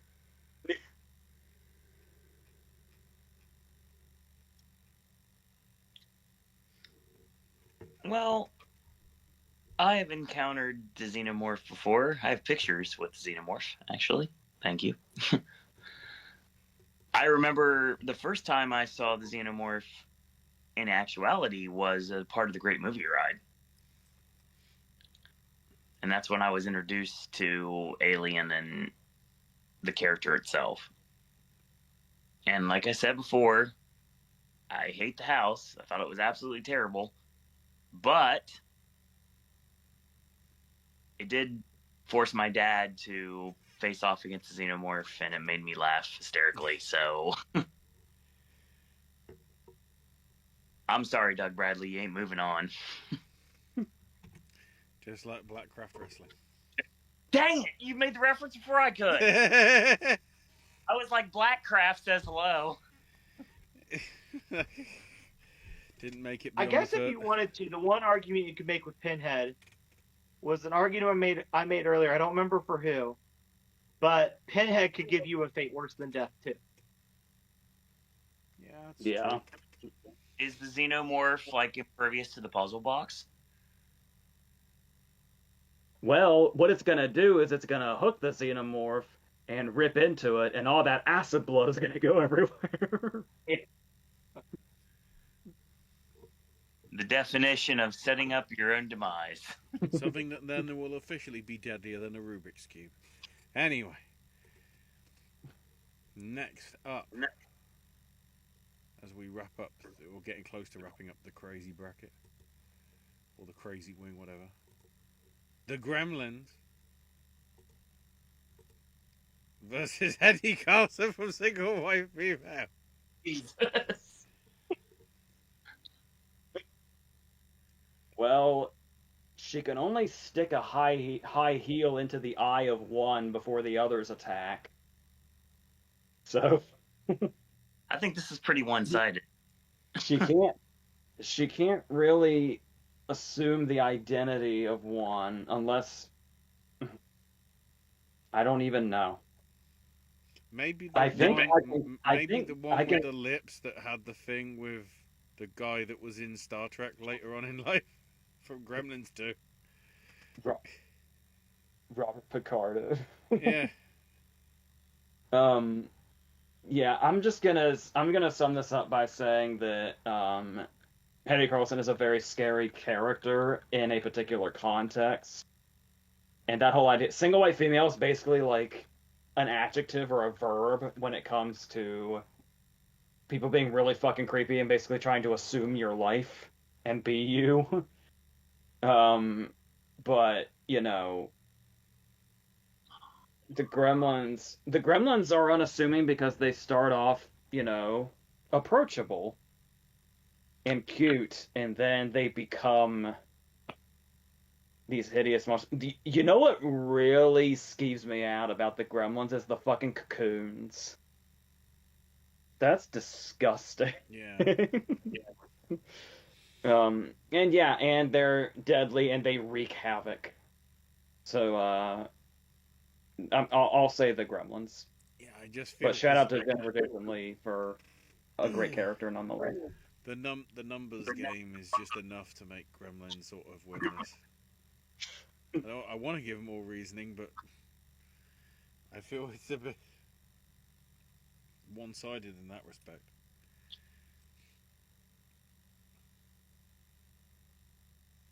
I'll say the gremlins because the gremlins can choose to multiply themselves.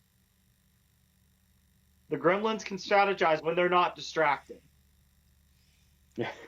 Yeah. And that feeling of doom in the first movie when they're at the YMCA and the one goes into the pool and you just know what's coming and how bad it is. Mm-hmm.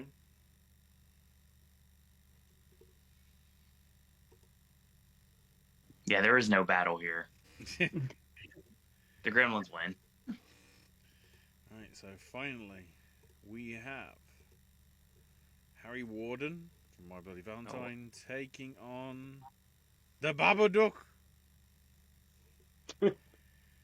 Well, they both have, I don't know if you call it a mythical status, but well, obviously Harry Warden is actually not Harry Warden. Harry Warden's more of like a symbol because he was Axel in the original movie, and then he was Jensen Ackles.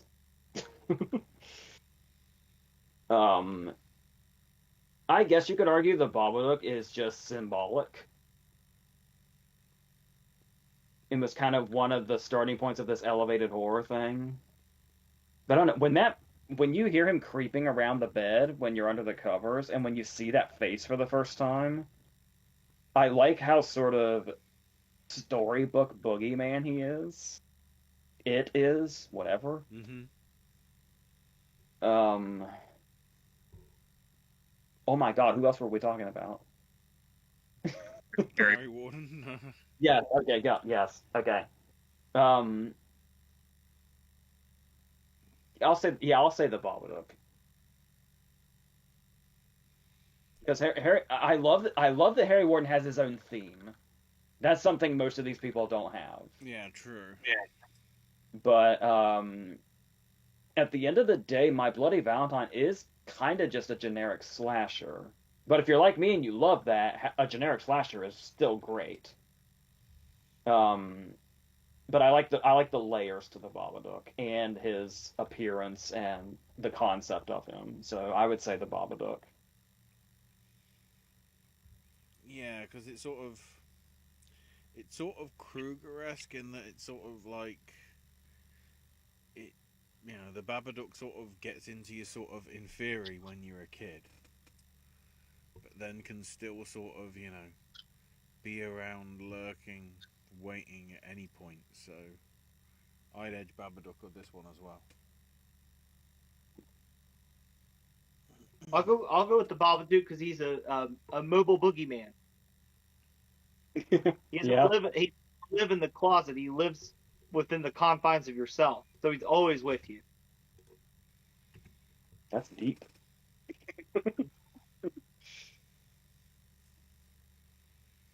Yeah, either way, I'm still going to get outvoted on this one. So I'm throwing my vote to Harry Warden because personally, I don't like the Babadook. So there's that. I know Jenna Ortega will be upset with you. Probably not the only reason. I did give Hurry Up Tomorrow money, though. So there you go. That's a bad thing. You should be punished for that. Dave set records at Orlando last night, actually. Dating the show was actually. It was on sale this weekend as part of Amazon's, movie weekend, and I'm like, why would you buy that? And then literally underneath recommended was the Buddy Idol, and I was like, why would you buy that either? Like, because you wanted to see what else happens when someone tries to be a female Patrick Bateman.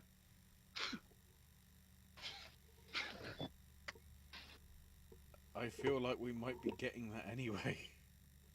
I know we will be, and it'll be much better. I'm sure. Like, the Weeknd's a nice guy, but he has totally derailed us. Well, all I'm seeing is a blank bracket that says on it, so let's get on it. Crazy style, Dale. Right. So starting off the right side of the bracket, Audrey the Second versus the Killer Klowns. Oh God. The crazy thing is, I feel the Killer Klowns would use Audrey as a weapon. Probably. I was gonna say, it's interesting. They're both from space. Mm-hmm.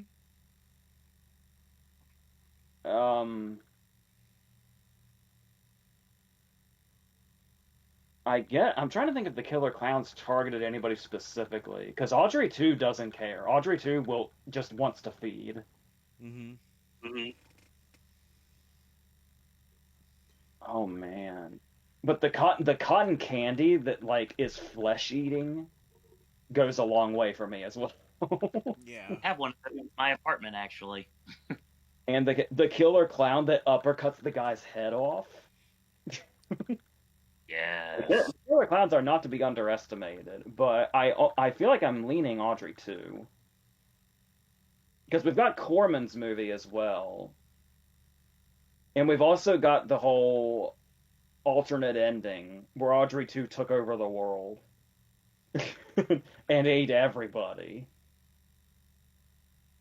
Which is what Corman's ending was. When he ate all the major characters in Corman's movie. Took over the world in the musical.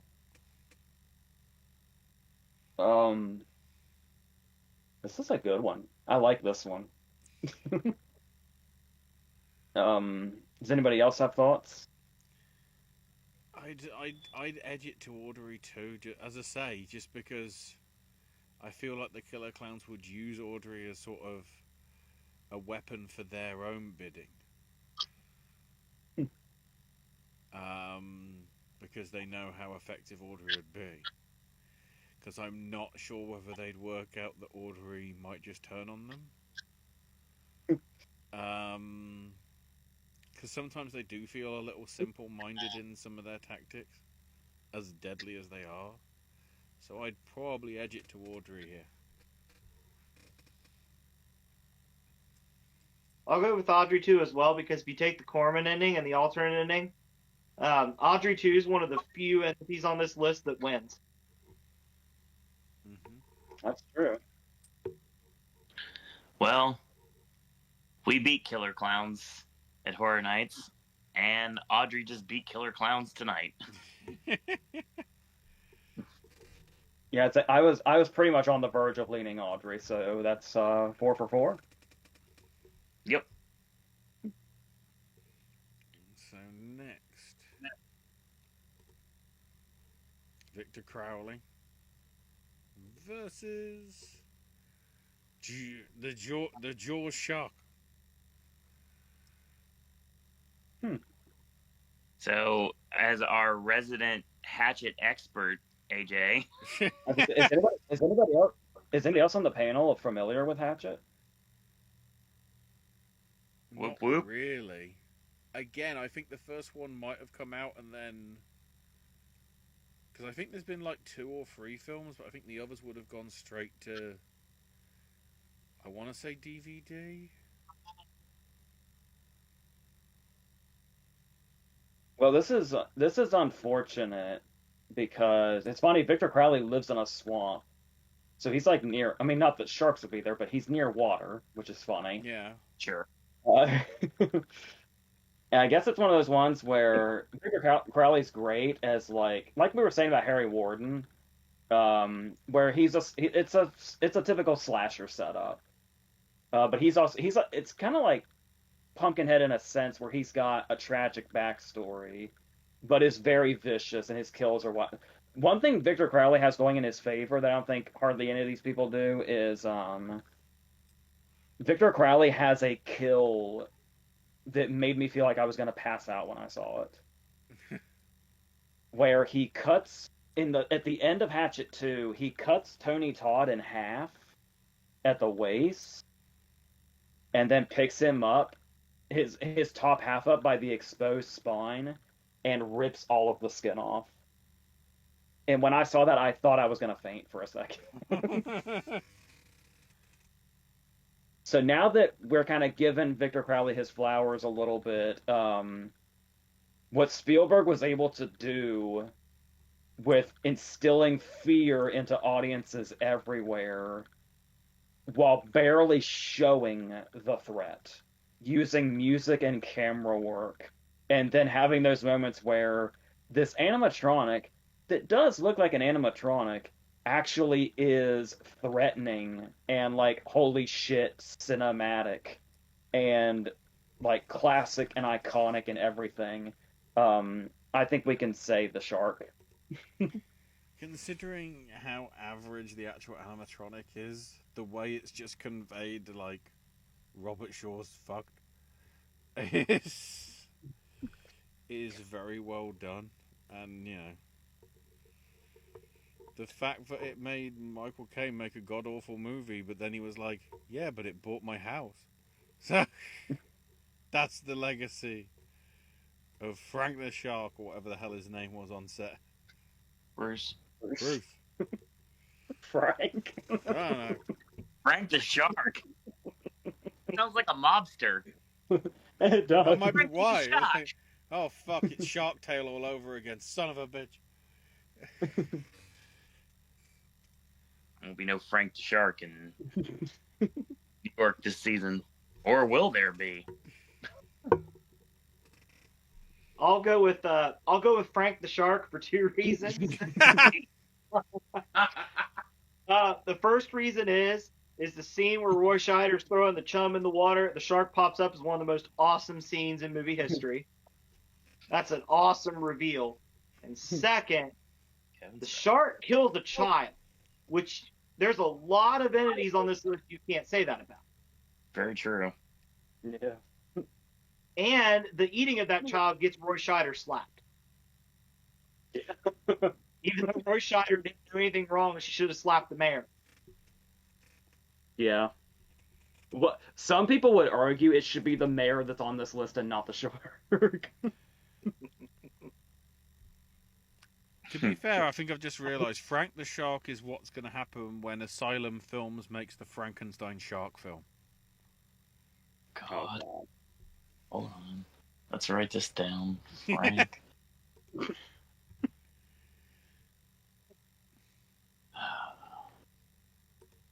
That's going to go down with Bubba Gino's as something. Frank the Shark, huh? All right. Next up. I wonder if Frank the Shark's the same Frank that Adam Sandler stole the shirt from in Billy Madison. That sounds about right. We have Angela Baker from Sleepaway Camp taking on Rusty Nail from Joyride. Well, here I don't know how controversial this is. It's been brought up a few times, but I think I prefer the Angela from 2 and 3 than I do the first movie, where she's just out as the serial killer, and the movies are just her serial killing, and that's all they are. And she's just having fun killing everybody. So what you're telling me, basically, it would be Friday the 13th if Pamela didn't get killed and then was just like, fuck it, I'm going on a spree. which is sacrilege because Felissa Rose is an icon. Mm-hmm. But if I were to like do this based on that, I would say like I'm only thinking about the first Joyride when I think of Rusty Nail. Those sequels are bastard children. Especially when he's played by Ken Kersinger in the third movie, and you're just outright seeing his face, which goes completely against the whole Rusty Nail thing. But this is another one where I'd like to see the interaction, because Rusty Nail would totally pick. There's like the opening scene of like the second movie is him picking up a girl and like taking her, and then he like kills her. He like gets her head's like stuck in the window, and he drives by and gets it like ripped off, Hereditary style. I want to see the movie where Rusty Nail picks up Angela and regrets it.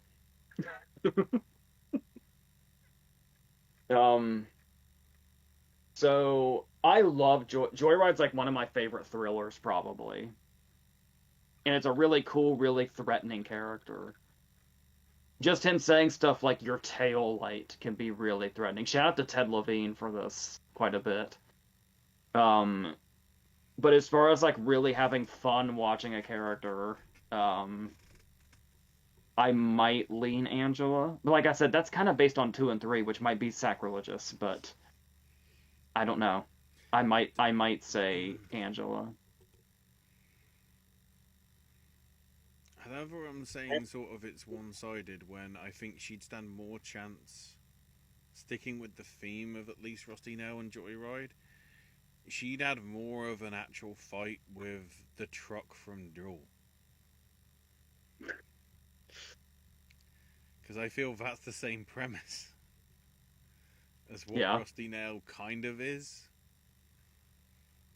You know, it's a trucker that's lost their shit. It's just I don't think the Duel truck goes as far. Do we see them do we see them kill off anybody, sort of Hitcher style? I don't think so. Maybe. I actually don't remember. Yeah. There's a video on this channel where I compare Duel and Joyride, if anybody wants to seek that out. So yeah, I'd give it to Angela on this one. I'm gonna give it to Angela because if Rusty Nail was fooled by Paul Walker's girl voice, Angela's really gonna throw him for a loop. Yeah, there's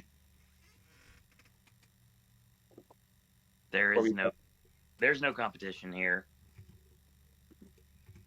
Frank the Shark is a football player, by the way. Oh, there was a Frank the Shark. There we go. I'm gonna need you guys to make Frank the Shark a recurring thing through your videos moving forward. Yeah. I don't think it's gonna be a problem. We're gonna need a picture of this Frank the Shark football player. Frank the Shark needs to replace the donkey with headphones whenever your guys' videos end. Hold on. He won't replace, but he'll go in the rotation no matter what. There we go. There's Frank the Shark right there.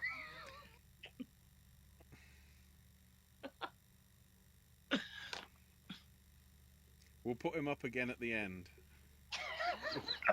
When I've gone full screen because of the way I've got it for this fucking screen grab. Right. Oh Christ, we're nearly 2 hours already, damn it. Next up, the Firefly family versus Jack Torrance. Oh God. I don't like this battle. Well, this was already a debate when we were compiling the list, because it was like Jack Torrance isn't a villain until like the Overlook has him. It's like maybe a more appropriate inclusion would have been Rose the Hat, because Rose the Hat is just pure evil. Mm-hmm. And we only wanted to do like one per universe. Yes. So not including the fact that like King's stories are all in universe, but you know what we mean. One per story, something like that. Well, it's 3 against 1, but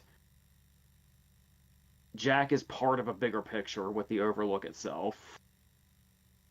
I would say you could make the argument the Overlook itself is the villain. Yeah. And when I think of the Firefly family, I'm thinking of like mainly the 3 of them, the main 3. I don't know, man. I want to watch Jack Torrance interact with Grandpa.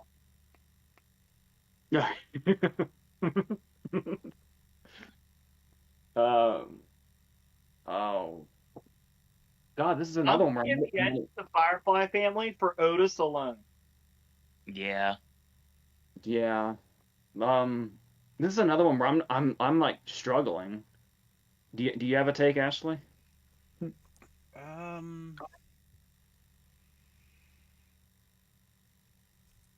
I feel the Firefly family are twisted sort of enough. Like, an early point. That, you know, they'd probably get to Jack before he got done by the presents. In that respect. It's also complicated because there appears to be a supernatural element to House of a Thousand Corpses that isn't present in the Devil's Rejects. Right. Mm-hmm. That really muddies the waters. I think you could also make the argument without the Overlook Hotel. I mean, this doesn't make for a great person, but without the Overlook Hotel, Jack Torrance just boils down to being an abusive drunk. Yeah. And the Firefly family are like been there, done that. So. But it's another one where it's hard to avoid iconic status, and Jack has that all over. But then again, but how much of that is the character and how much is Nicholson? That's true. Another argument I was gonna make was I love the ending of the Devil's Rejects, and I wish it was the end of the story. But if you take 3 from Hell into consideration, the Firefly family could not be taken down by literally driving into a hail of bullets. Jack had to get lost in a maze. If we're talking Kubrick's one, which obviously is controversial, but if we're talking Jack Torrance as a villain, I'd say we definitely want to focus on the Kubrick version. Oh my God. Is there anybody who hasn't said a take yet? I've lost track. I was gonna say that I feel like even Baby would be able to get to Jack before he was able to do anything. Oh, Jack was ready to fuck a corpse in a bathtub. He'd be all about trying to fuck Baby. And I think that would be his undoing right there. Yeah. Both of them would fuck corpses together. Yes. Otis would get in on that too. The opening shot of Otis in the Devil's Rejects, he's sleeping with a corpse. This is true. Otis would look at the corpse in the bathtub and be like, "Oh shit, I know her." So I think probably Firefly family then. That seems to be correct answer at this point. I would not have seen that coming. Yeah. No. Better house. Jack horrified by the appearance of the corpse. Otis would be pissed off that the corpse was gone. Right.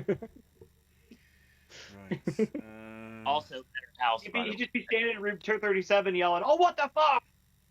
Yeah, Otis would willingly live in room 237, just waiting for shit to happen. Next up, He'd have the fucking time of his life there. we have Jigsaw versus Christine. So John Kramer is going to die at any day now, and a possessed car is his battle. Yep. Yeah, you can't really set a trap. Well, you could set a trap for Christine. It wouldn't be a saw trap, but No, it'd be spike I strips. think Spike strips, yes. something I that's think really Jigsaw is very similar to Sam where we talked about like you have to do something to provoke Jigsaw. Yeah. You have to have some kind of skeleton in your closet. Where Christine, I can't remember the guy's name that owns her.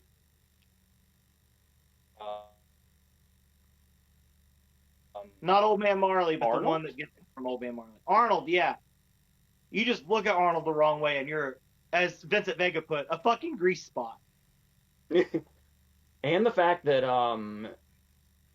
I think one of the more threatening things about Christine is that she can reanimate. Mm-hmm.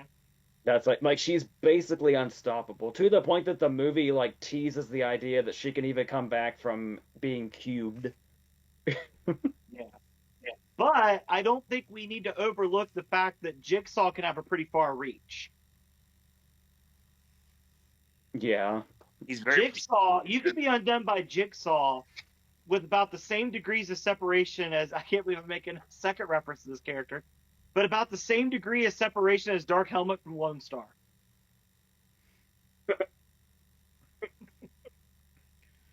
I also kind of feel as well that Jigsaw can get you even though he's dead. Because how much of the stuff in the franchise has happened after he's already gone? Yes, I think I'm going to give it to Jigsaw, honestly. I feel that sort of... I feel sort of... He somehow has the edge because he's going to indoctrinate enough people that his legacy goes on.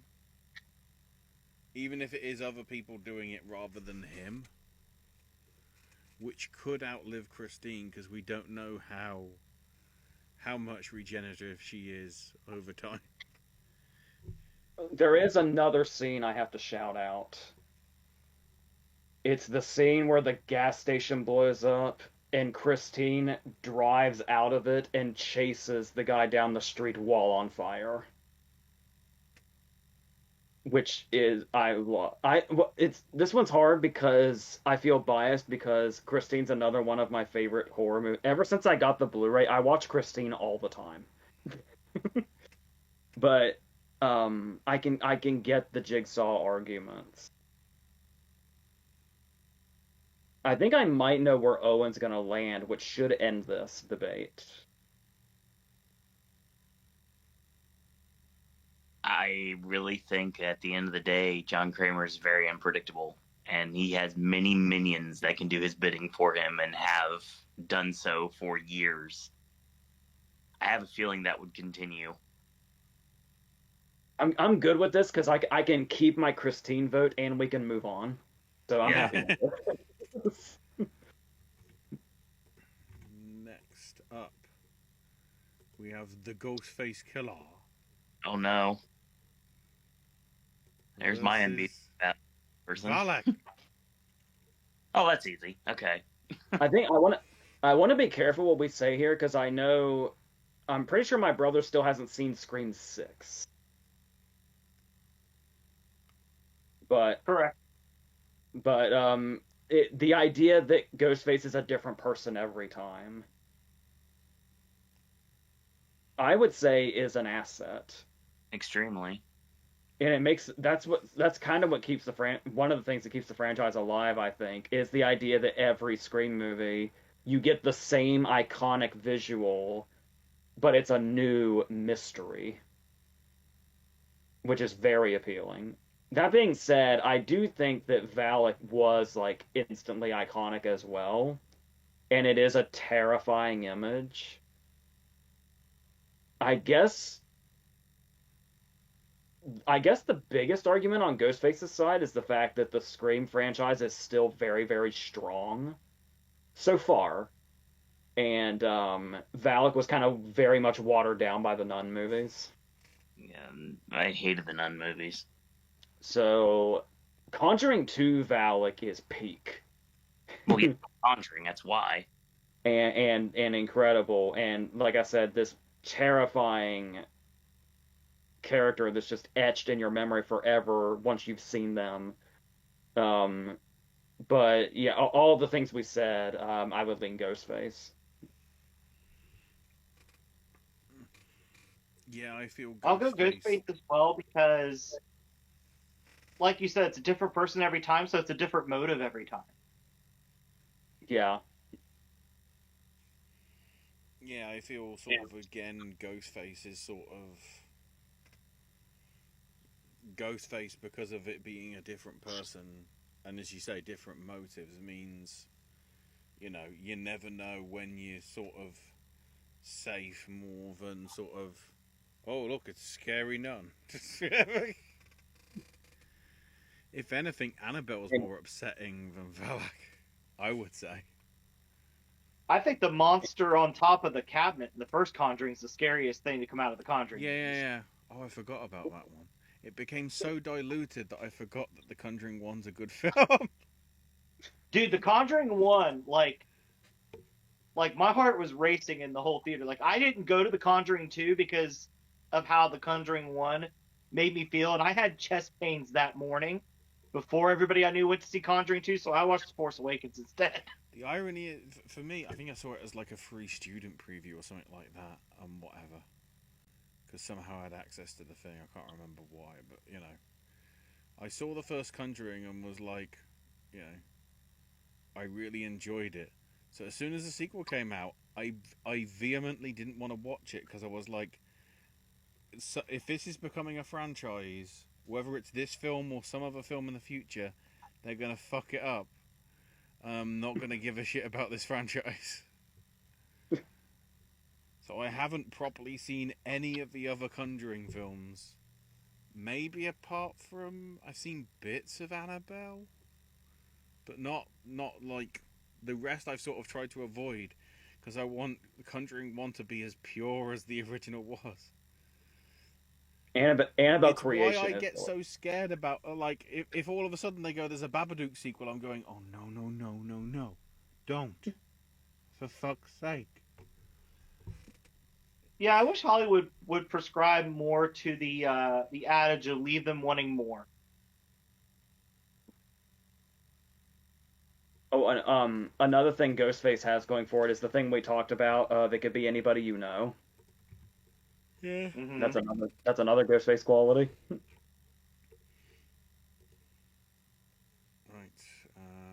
Right. I assume we know where Owen's going. I mean, it's my favorite horror movie of all time. My dream role at Halloween Horror Nights, and it's going to be really hard for me to go against it for any reason because of those reasons. So yeah. The Plus, thing is as well, because you're such a horror aficionado, you'd literally be sort of the perfect representation of the Scream 1 villains. Because they know their shit as well. I'd be so happy if that's my dream role. Hopefully one day it happens. And I have faced Valak at at Six Flags Magic Mountain, and it was certainly something that happened. Just like when I faced Bagul several years ago at Horror Nights, it was certainly something that happened. Ooh, this is an intriguing one. Because I can look at what I wrote in the box now. I just remembered. So this is the Fisherman, Ben Willis, whichever, from I Know What You Did Last Summer. The Fisherman. Versus Art the Clown. Oh boy, this is easy. Yeah. That's it. Once again, we're like over 2 hours in. Why not speed through this one? This is art. Good job, Art. This is after the new movie. This is after the new I Know What You Did Last Summer. This is especially art. Yeah. Yeah, I'll go with Art. He has a better hat.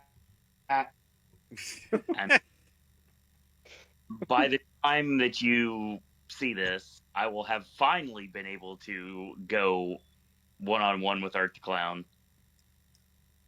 And I'm looking forward to it. So, yeah, Art wins this.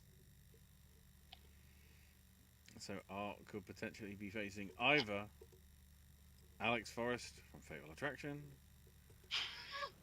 or This might also be a rapid fire one, but in terms of what it means for the second round, I don't know. Pennywise the clown. Glenn Close in Fatal Attraction is iconic, and that cannot be argued. Nope. Maybe one of, if not the only, Oscar-nominated performance. Well, no, an Oscar-winning one's in here somewhere. We know that. But yeah, that goes a really long way. But like, both Pennywises are iconic. Tim Curry's Pennywise is iconic, and Skarsgård's. And there's just something about, there's a reason evil clowns are a thing. There's something so fetching about that kind of colorful image doing something so horrific. And we were talking about the shark in Jaws. We were talking about Frank. Yeah. Yeah. Well, you said that, it's like we're talking about Shaft. We're talking about Frank. You're damn right. The with the shark in Jaws we were talking about, he kills a child. And so that's Pennywise's whole thing. Especially the way we get to see it multiple times in Skarsgård's second movie. That's funny. By the time this airs, the show will be on HBO as well, which I'm really psyched about. Yeah. So yeah, obviously Glenn Close and Fatal Attraction is like, it's so iconic. It's like a phrase people say when they know somebody crazy, or if they're in a relationship that's not much of a relationship and very one-sided, and things are getting Glenn Close and Fatal Attraction is something that registers immediately. But for this, I would say Pennywise for sure. Yeah, Pennywise for me. Supernatural. Yeah. I'll go with Pennywise as well. When we were in Salem, we went to this wax museum called Count Orlok's Wax Museum. It was a wax museum of all horror figures. And they had a Bill Skarsgård Pennywise there. And they had it off in a room by itself. And the way the lighting worked, it looked like he was moving. And it's one of the freakiest things I've ever seen in my life. I never want to witness that in person. Yeah, it's your pants. I have yet to face Pennywise at the event for many reasons, because it's never happened and probably never will at this point. But a mere mortal versus Pennywise, yeah, that's pretty much a one-sided affair. Although I could see some frustration from Pennywise's side because he couldn't get Alex to be scared like he likes. That's an interesting thought. I still think she'd be cannon fodder, though. So if you're paying attention, you'll have realised that 4 of the most iconic villains that were numbers 1 through 4 in the presentation, we still haven't seen yet. Which therefore means It makes me the rest all of 4 are in this bracket of 16. This is why I group this as the bracket quarter of death. Because at some point the heavy hitters are going to have to go against each other. Case in point, maybe. I can't remember. We have the Headless Horseman taking on Freddy Krueger. 2 more child killers. Yep. Johnny Depp gets to lose both ways. That's a hell of a scene in Sleepy Hollow when he kills the mother and father and the kids hiding, and then he leaves with 3 bags, and it's just implied. That's wicked. I've talked about my love of Sleepy Hollow endlessly. Yep. It's like a pure Halloween movie in the best way. It's like Tim Burton at his most Tim Burton in the best way. I almost want to say that, but if we're talking like original movie Freddy, it was Freddy, right? Yes. Yeah, 2 child killers. Okay. What the one video where we can say that stuff so casually? Yeah. I mean, once again, it seems like it might be boring to just go for the icons, but I mean, yeah, I mean, it's hard to get more iconic than not just Freddy, but specifically Robert Englund as Freddy is like a whole. That's not me like intentionally jabbing at Jackie Earle Haley at all. It's just that taking a character and an actor and making them, it's lightning in a bottle. This kind of character, I think. So even though he did get, the Power Glove bullshit and everything else that came from like 5 and 6 and on. So if we're going back to like the roots of Freddy, that's who I would have to say. But oh my God, do I love Sleepy Hollow. Yeah, I feel Freddy just has the advantage of sort of being around when you're dreaming and potentially when you're not. Whereas... Yeah, I'll go with Freddy. Everybody's got to sleep. Yeah. But you keep talking about Sleepy Hollow. I don't want to discount either how well animated and scary the scene is in the animated movie when the horseman's riding across the bridge at Ichabod Crane. Yeah. That's a really cool animation scene. And throws the pumpkin like right into the camera. Yes. That's fucking awesome. It's a shame that in the show Sleepy Hollow they felt the need to give him an assault rifle. I didn't know that, and that's the dumbest thing I've ever heard. Yeah. I'm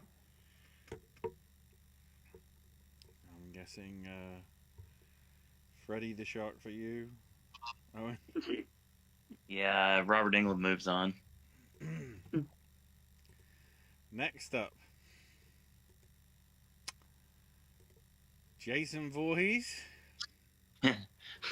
Great timing. or Norman Bates.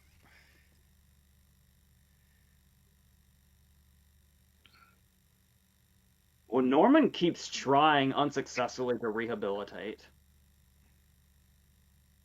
Because the second movie is all about him very elaborately relapsing after Vera Miles and Meg Tilly gaslight him, and he kills Mrs. Spool. And then the third movie is like him rampaging again, and then he says, okay, I'll go away, I'm fine. And then in the fourth movie, he finally comes to the conclusion, oh, it's my choice to kill people. I'm gonna stop. So he's iconic also, but Jason's an unstoppable machine. Yeah. So, and his designs got cooler as we got up to Kane Hodder, which I love. I love Kane Hodder's build as Jason. So I'll say Jason, but shout out to Norman for being layered.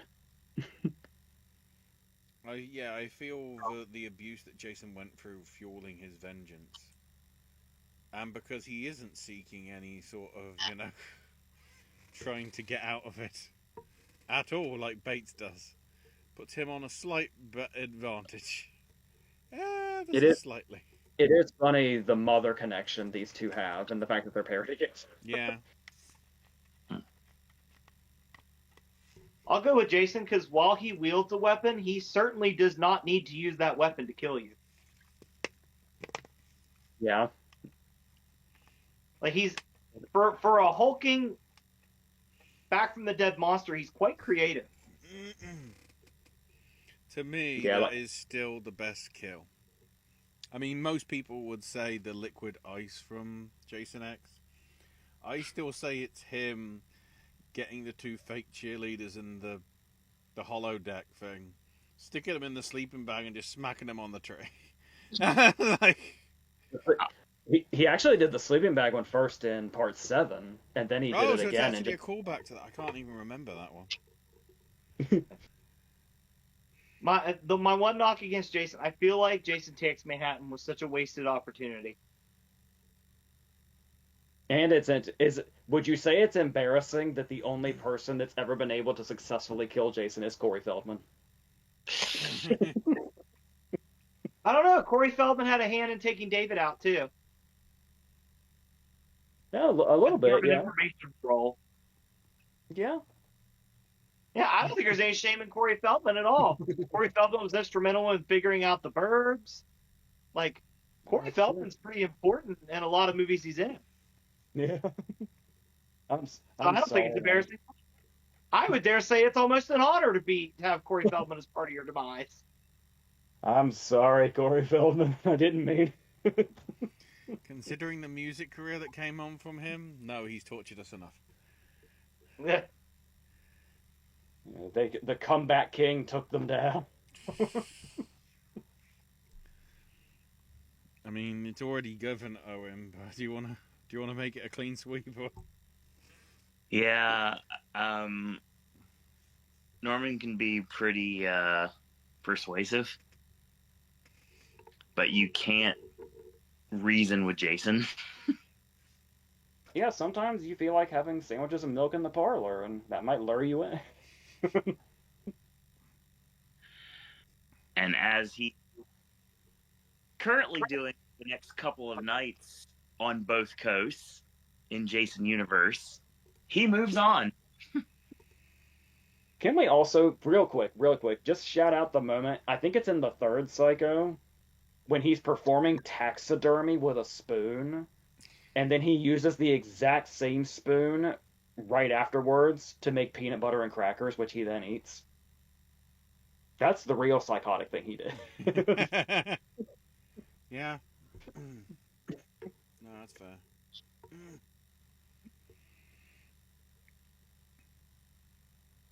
Right. Next up. Well, he was already screwed anyway because all Norman had to do was yell for Mother, and Jason heard that, and then it's all over. Oh my god, it's a why did you say that name moment. Yes. Next up, we have Annie Wilkes from Misery taking on Phantasm's Tall Man. Breaking down a couple of pegs. Well, the tall man he steals corpses, shrinks them down to like Jawas that then go around and cause havoc and gather more bodies.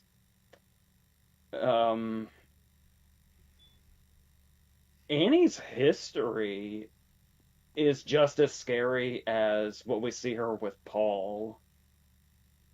And she's scarier in the book, in places.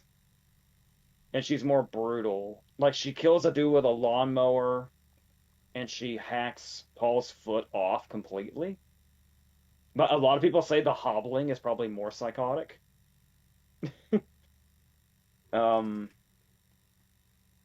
I would say Annie's unpredictability gives her the edge. Because once we know the tall man's plan, he's just kind of there. I mean, it is like an iconic moment when he's like standing over the bed in the dream sequence, or when he's walking down the street and just turns. Like, there's great things about the tall man, but I'm gonna go Annie, I think. Yeah, I feel like every time I just see anything Tall Man related, it's just him with his ball looking menacingly. Like, that's all he's got. Whereas Annie will kill a motherfucker. I think the tall man's barely in the second movie. Oh, so basically like Pinhead. Yeah, I was thinking that. So, yeah, I really want to give it to the tall man. Mm-hmm. I'll go with Annie because of what you guys said. But the image I have in my head is the scene in the first Phantasm when the boy sees him just lift the coffin and put it in the car. I want there to be an alternate universe where him and Annie are working together.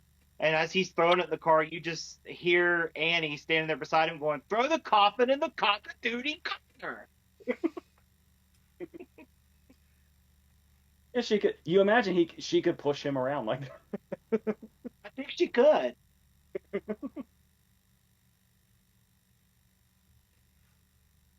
But I think the tall man's appearance is fantastic. Yeah. Like he's a creepy son of a bitch. Yeah, it's so simple because he's just like a mortician, but it's so effective with his height and his face and his voice. And his voice. Yeah, yeah.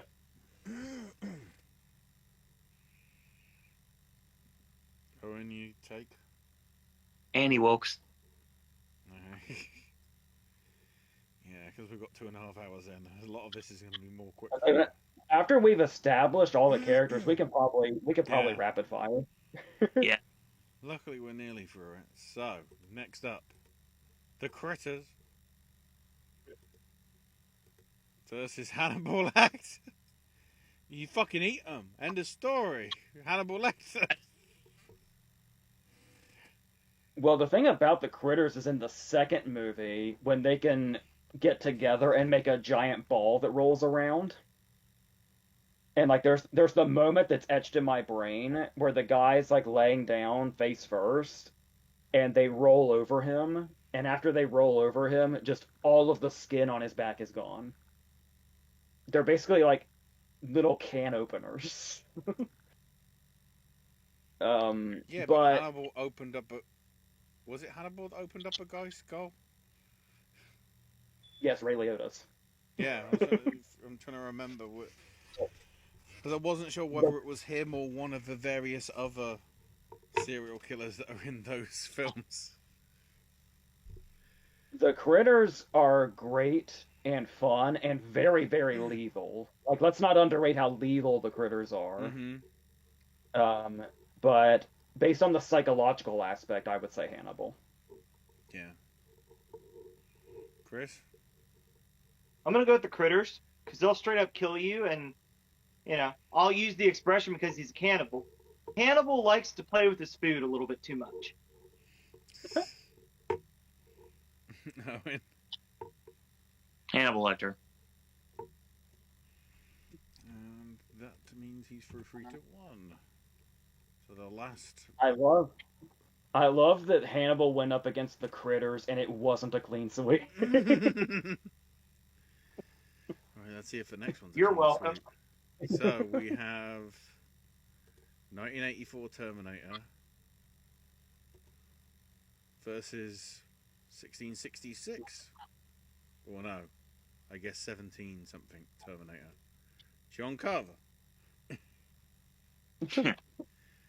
So, an unstoppable... I'm sorry for the spoilers, but an unstoppable metal killing machine from the future versus Patrick Dempsey. It was just a dream. Thanksgiving is super fun, and good God, the scene where he cooks the mom and makes the dinner should go down in history as an ultimate horror movie scene. Even though it's new, still in the future it should be. But I'm going Terminator. Because I think a lot of people forget that the original Terminator is like a horror movie. When was Thanksgiving? When did Thanksgiving come out? Is that the one that was like recently? 2023, just a couple of years ago, I think. I just wonder whether that scene was inspired by the cook, the thief, his wife, and her lover.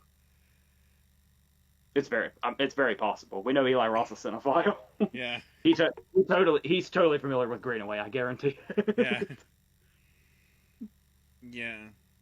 As much as as much he sort of got caught out by a car crusher or whatever, a press in the original thing.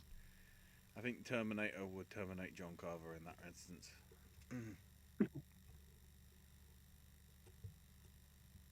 I'm going to go with Terminator just based on the fact that whenever technology gets too advanced or AI is brought up, a lot of people, including myself, are like, what happens if a Skynet happens? There's a reason we're afraid of that. Literally, James Cameron himself just said that. Yeah. Owen? Well, Patrick Dempsey was a doctor until they killed him off on TV, so... he has even less of an advantage here. Yeah, definitely going to go with the Terminator. Right. You'll so- notice with I like Thanksgiving. You'll notice I was like, don't spoil Scream 6, but I was like, fuck it, John Carver's Patrick Dempsey. I just had to give people the image of the Terminator versus Patrick Dempsey rather than just John Carver. McDreamy won't last very long. If I remember correctly, didn't Patrick Dempsey also get killed off by a Transformer in one of those movies? Yes, he did. So, speaking of mechanical stuff, Uh-oh. Stuntman Mike Oh, boy. versus Black Phone's Grabber. Oh, no. I don't like this. Well, the Grabber only kills children. Yes. Stuntman Mike only kills women. Okay, wow, we've really backed into a corner here. Dang it. Are they just gonna shake hands and move on? But again, we should probably clarify again. As we're shooting this, the Black Phone 2 hasn't come out yet, but it will be out by the time this comes out. For sure. So we're talking about the living Grabber as of now.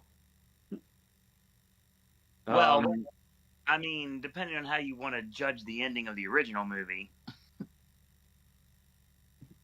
Ethan Hawke's performance is incredible, but I'm gonna say Stuntman Mike.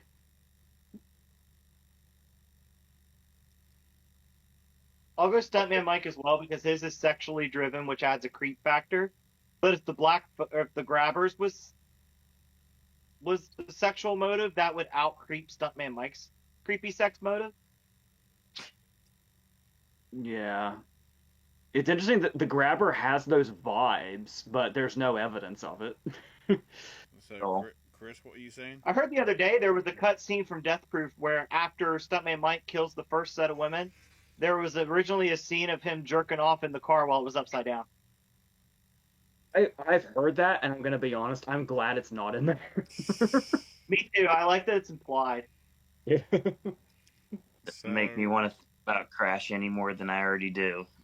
God. So, which one are you going for, Chris? Which one are you going with? Stuntman Mike. Owen, the same? Stuntman Mike. To me, I feel as if we're talking about, because obviously Grabber grabs him and put it in his van.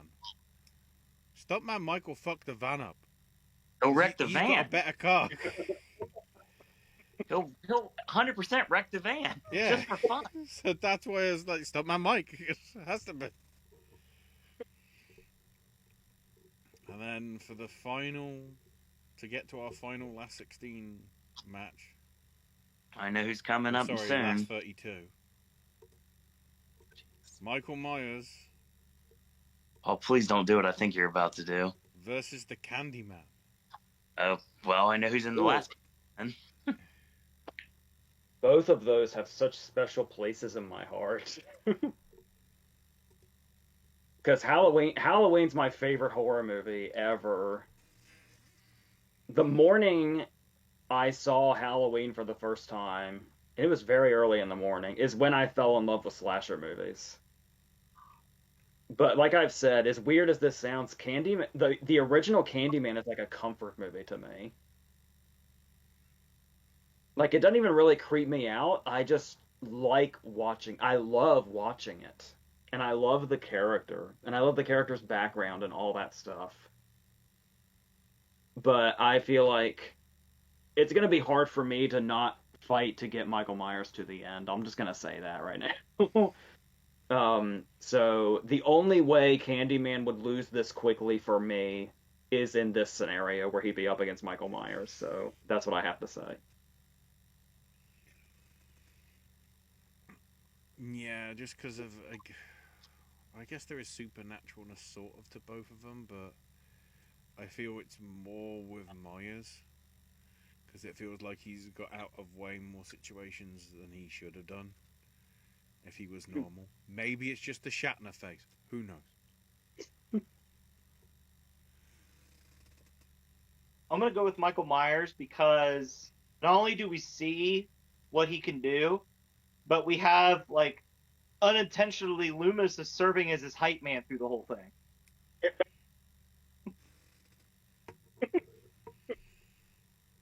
He's like Loomis is like his unintentional Ebony Maw.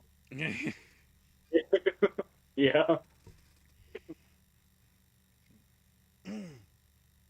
Clean sweep, I'm guessing. I have encountered Michael Myers many times, and all I have to say is avoid, mirror, / repeat. Are we sure half the time it was Michael Myers and not William Shatner? One of those times it could have been. There we go. Which, yes, means, and by chance, it does mean that 64 is not Jerry Dandridge. Oh God, The he's last gonna one die. as it came out in the draw He's gonna was die. Leatherface. God dang it. It's Jerry Dandridge and who? Leatherface. Ooh. I love Jerry Dandridge as a character. I love that he doesn't give a shit. Like, as soon as he knows that Charlie knows who he is, he's just out as a vampire.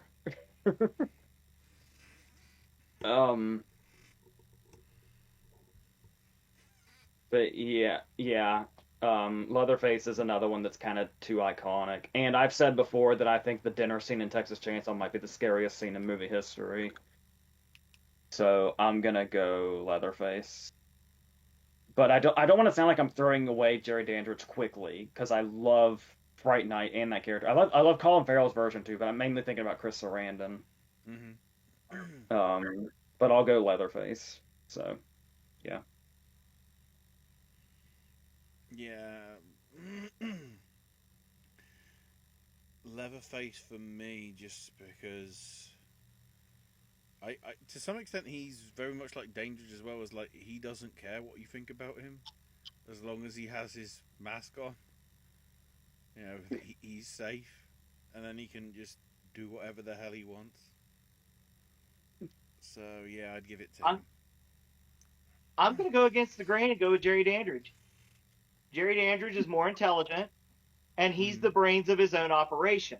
I think Leatherface essentially is a stooge for his family. Yeah, That's true. So I think Jerry Dandridge is a little bit scarier in that regard. So I'm going to give it to Jerry Dandridge. No, I can see that. Well, you know, there was a time before a very special year in my life that I would say that I was absolutely mortified by Leatherface. And I'm still not a major fan of his. But when you have to face your fear every single night for 40 nights, you kind of change your mindset a little bit. Also, being part of that clan that is basically setting up Leatherface to do their bidding, I would say right now that no matter how smart Jerry Dandridge may be, I think the Sawyer family is a little bit more intelligent. And I feel that, yeah, Leatherface would make not short work, but I feel that at the end of the day, Saw's family.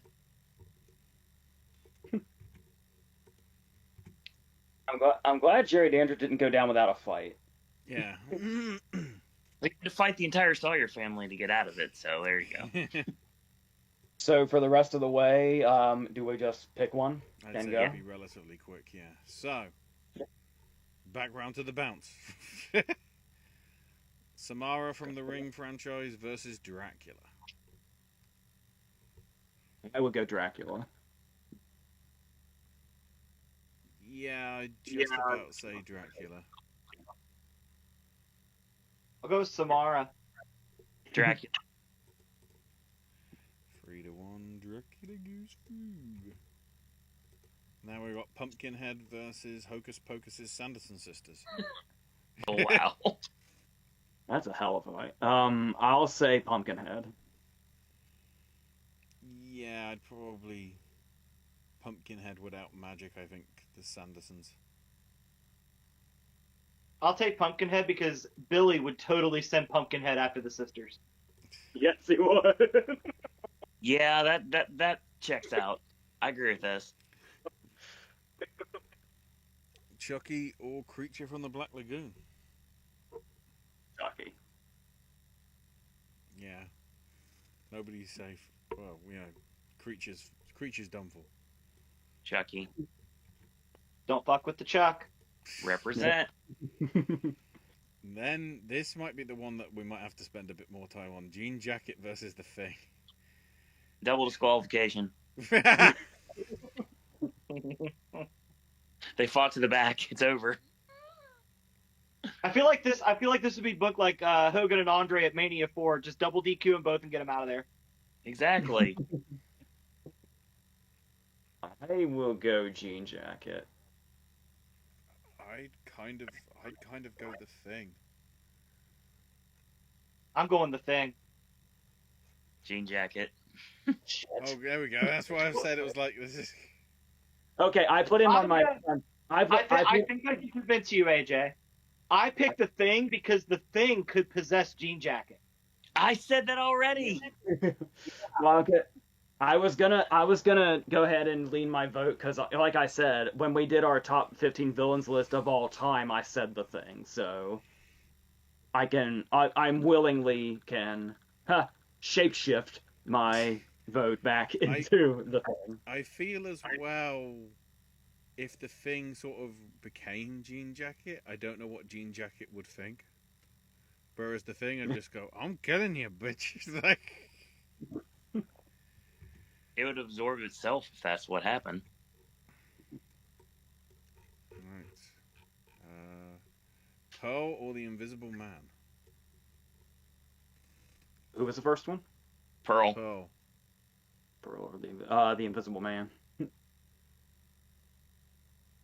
Yeah, I'd just about edge it to Invisible Man. Invisible Man. Griffin. Now we have Predator versus Abigail. Predator. It's taking place at a Denny's at 2:00 in the morning. Probably. If you know, you know. Shout out, Kevin.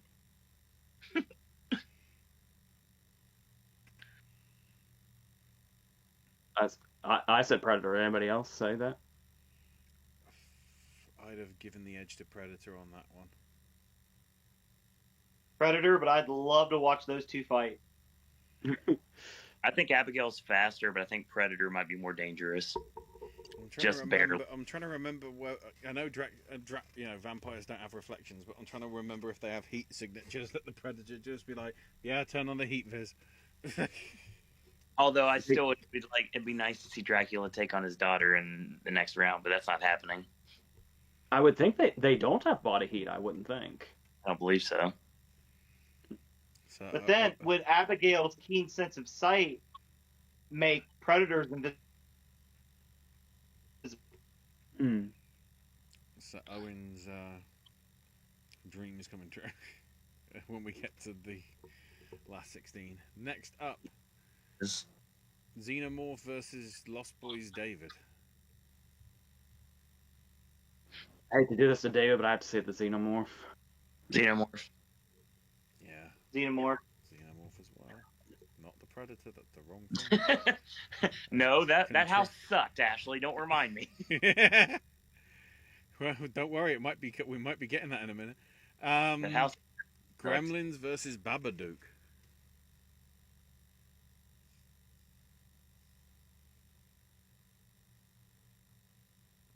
I will say the Babadook. I'd say Babadook because it's more mental. We don't know whether it has a physical presence that could screw with the gremlin, or the gremlins could screw with, so. I'm gonna go with the Gremlins. Numbers is numbers. Gremlin. I don't like the Babadook. I'm willing to lean Gremlins to even it out. There we go. makes it more interesting than like a metaphysical thing versus, something that has a presence. Speaking of It's a shame we're not going to get the critters versus the gremlins. Yeah, if they were on the same side of the bracket, we might have had a chance. Oh well, now it's time for Teeth, and I don't mean that movie. Audrey 2 versus Frank the Shark. I would have to say the shark. Yeah. What was the first one? Audrey 2. Oh man, I think I'll go Audrey too.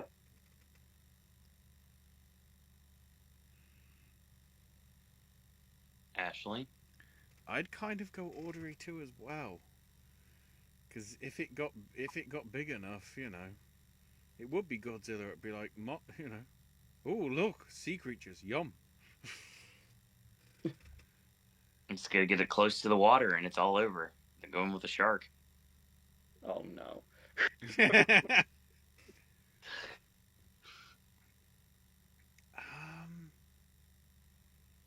What do we do?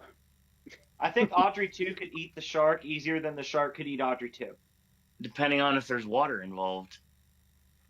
Are we assuming that Audrey 2 is at full size? Yes. So we basically at the end here we are turning it into who would win in a fight. Yes. Basically, yeah. Because it's got that late and it's 3 hours. It's like, yeah. I mean, if we go back to what we argued in round one, Audrey 2 eventually took over the world. Although at the same time, I feel Audrey would eat the people up enough that there'd be nobody for the shark to eat at the beach. Possibly. Also, the setting would have to be water, and water's good for plants. So I'll say Audrey 2. So. We've somehow decided that. Don't ask us how. Angela Baker versus the Firefly family.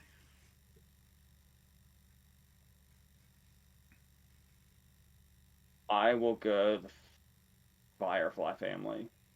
I'd probably say the Firefly family too, not just because of numbers, but I feel they kind of have the more menace.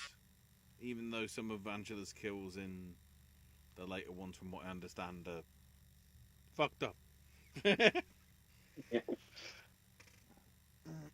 I'll go with the Firefly family because, like I said in round one, I think Otis could carry this family through most of the tournament. Baby distracts and Otis, basically detaches. I'm picturing the end of this bracket's going to be Otis versus the rest of the Firefly family. Otis will win. It's going to be like fucking Double Dragon when you've gone through as two players and then it's like, now you fight each other for which one gets the bitch. You're like, what? Nope. So, Jigsaw versus Ghostface. Speaking of different people every time. I'm going Ghostface here. Ghostface. Yeah, I'd say Ghostface too. I'll go with Jigsaw. It's not all one-sided, at least. Oh god, yeah, this one. Art the Clown versus Pennywise. This is a tough one. Wow. Again, this is a double disqualification. Can we just kill the last 4 people in the bracket and let Ghostface move on, please? Because I swear these 4 are fighting in the back.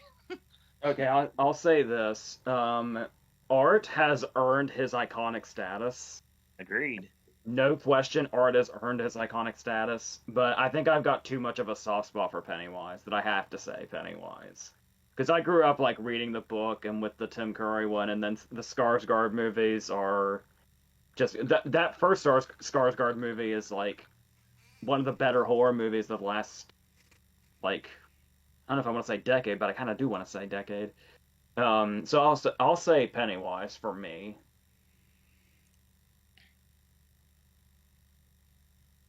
I'm going with Art.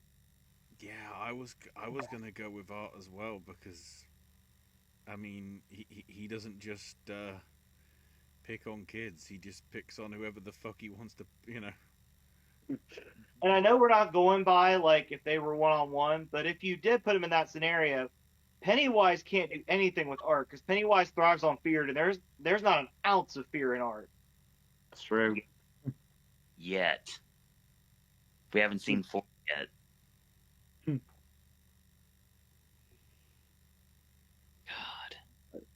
God.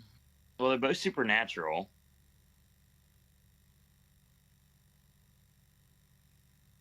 The cool thing about art is that we didn't know that right away. Right. Yeah, I haven't seen 2 or 3, so I didn't even know that was a thing with art. You learn a lot more when you get to the second movie. If I remember correct, it doesn't really come into play until like the end of the second movie, does it? It's the end of the second movie. And then the third one just kind of confirms. And the fourth one is going to be where we get our backstory finally.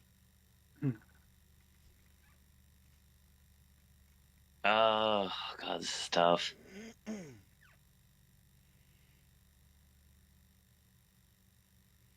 Straight one-on-one battle, I think art wins. Pennywise is gone. And speaking of veterans, Freddy versus Jason. Where have I heard that before? That house did suck. I don't want to think about that. I've already seen Jason at least once by the time this runs. I'm going to be totally honest. I think I'm going Jason. Okay. I'll go Jason because he has a higher body count. That's fair. I was going to say Jason because I feel, despite it, I'd say he has less emotional baggage than Freddy, I think, has for his stuff.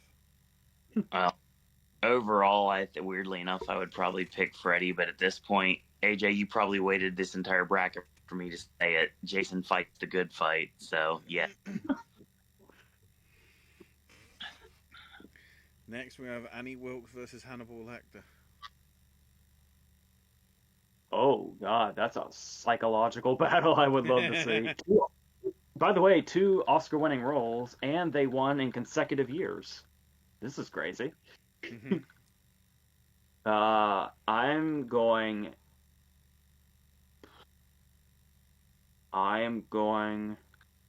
Hannibal. It's difficult, though. Yeah.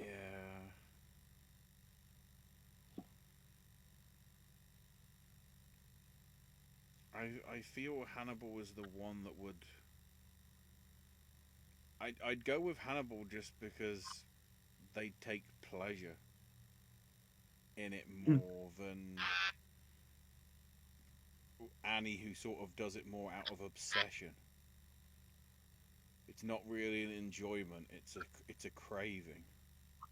But I feel the enjoyment angle is more powerful with Hannibal. That's a really interesting take. That's really good. There's a reason why he's wearing that hat and walking off in Cuba at the end of Silence of the Lambs. Nobody else would wear a hat like that. Fuck.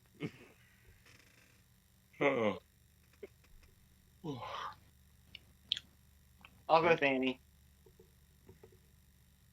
Hannibal. Fuck. 3-1. Oh, was that it? Yeah. Oh, because I said Hannibal, and Owen, did you say Hannibal? Yeah. I did. Okay, so we're stuck? No, 3-1. No. Oh, wait, who else said Hannibal? Me. Oh, I'm holding us up. Please continue. I will not be eating this evening. This might be a quick one. Terminator versus Stuntman Mike.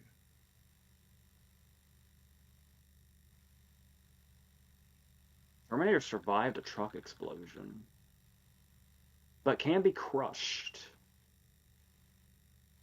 I'll say Stuntman Mike. I'm going to say Stuntman Mike as well because the only way you're in danger from the Terminator is if you're a comma. I was going to say Terminator because I don't think Stuntman Mike's car would be strong enough to crush. At least Probably something not, like a Terminator's exoskeleton and things like that. I'll actually also take Stuntman Mike because I think Stuntman Mike has a better chance of killing Sarah Connor. Wow. When you think But about that's how Terminator can win, because he's going to be pissed off that Stuntman Mike was the one who killed Sarah Connor. Well, Stuntman Mike stalks for a living, so he is good at finding people.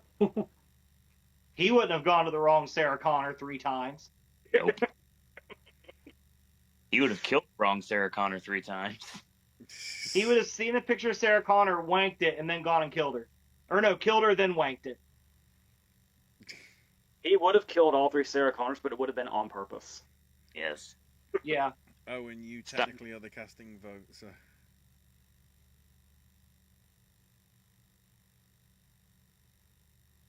Stuntman Mike. Okay, 3-1. Pyro in the background. And then I Myers can't wait to versus see in the Leatherface. comments how many people are going to be pissed that we said Stuntman Mike would be better than And Sarah then Connor. Myers versus Leatherface. Oh, Lord. I know it's going to sound like bias, but it's really hard for me to not say Michael Myers. He's pure and simply evil. All right, Well, they're Donald Pleasant. Understood. What was that? Leather misunderstood. Overall. Yeah, to a degree. I'll go with Michael Myers because he had the subtlety to do the sheet and the glasses bit. Leatherface wouldn't take the time to do that. Leatherface would just yell. Yeah. I've encountered both of these scenes in houses. Plus, Leatherface has to use a chainsaw, so he's really loud. So you'd know when he's in the area. Not necessarily. He needs to. I say there is the time where he uses like a hammer, but it is mostly the chainsaw. Even though they do still, the scene where he kills Franklin is a really great jump scare. I give it to Myers. You were talking about how you think the dinner scene is one of the scariest scenes in horror history. I think another scene you could put up there is when he uses the hammer and the door slams shut. Yeah. That's a very unsettling scene. The literal room right before mine that year. So me and AJ are Michael. I'm guessing. I'm going with Michael too. Well, I do have Sawyer blood running through my veins and always will for personal reasons, but yeah, Myers wins this. Right. So before we get to the ultimate bounce on it crazy style bracket dial, we need to get there. So Dracula versus Pumpkinhead.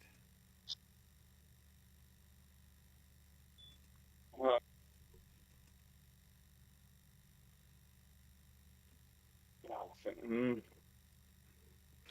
kind of want to say, I'm going to say Pumpkin. I like in my back of my head, I was like, I want to say Pumpkinhead. So I'm going to say, I guess.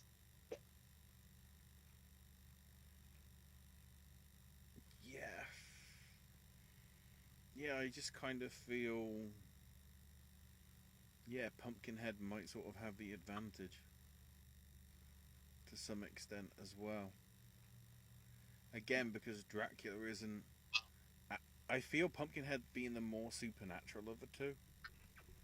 Because Dracula does have sort of some constraints to him. So, yeah. Pumpkinhead is 2 I'll go with votes. Pumpkinhead. I don't think we've talked enough about how Dracula has a specific designated person that just hunts him.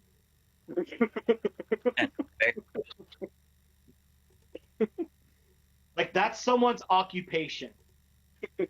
I don't think anybody else on this list has somebody that their occupation is to kill them. Loomis's occupation is to find Michael, but not to kill him. Yeah. Can I just say how much I love that Pumpkinhead has made it this far? And my very first argument for him was that he was underrated. Yeah. Because of the nature of how many, iconic villains are in the one side, it left it open for other sections. So Now we have Chucky versus the Thing.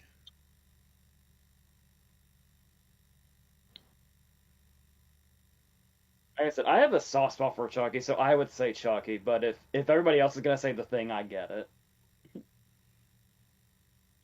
I mean, they're both about possession, essentially. Yeah, to a degree. At the same time, I feel even at some points, sometimes he sort of is willing to kill them. He does care about things some of the time. The Thing doesn't. I feel the Thing has no emotion other than death. Yeah, it's just a thing. I finally get this argument. I'll take the Thing because you can dark helmet Chucky. Owen? Looks like we're gonna have Pumpkinhead versus the Thing towards the end. Okay. Ooh. Let me update that as well. Just the name of the thing just drives me insane. Blame Robert Eggers and writing that script. Invisible Man versus Predator. It's The battle of invisibility. yeah. I mean, Again, of course, the I'm advantage Predator has is the heat vision. I'm gonna say Invisible Man, but if anybody's gonna if Predator becomes like an overwhelming favorite, I'm willing to change. But I would say Invisible Man. Oh. I'm going Predator because Predator could find the Invisible Man with the heat signature. That's very true.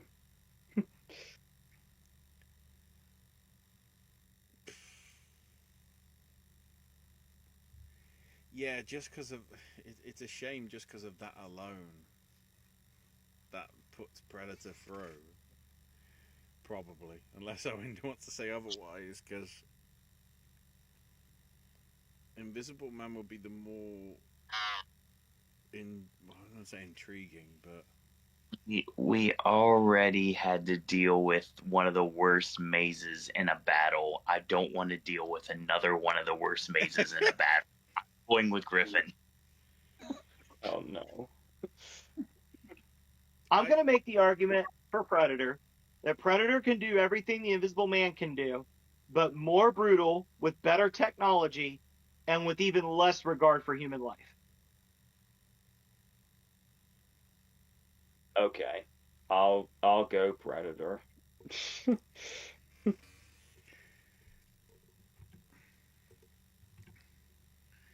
which well, Owen's going to be upset because Xenomorph versus Gremlins, I fear, is good. Yeah, we already did it once. Oh, I'll go Xenomorph.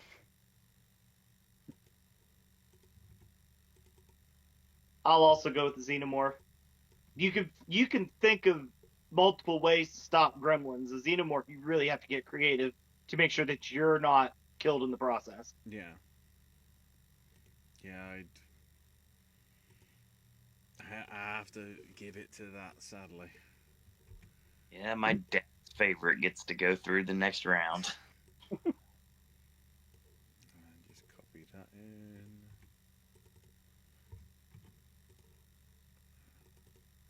Zoom that out, and then get to the other side, and then... And shout out to Ashley for putting this all together, by the way. The actual bracketing of the... Ordery 2 versus the Firefly family. Lord. I don't think Otis is helpful here, so I'll take Audrey 2.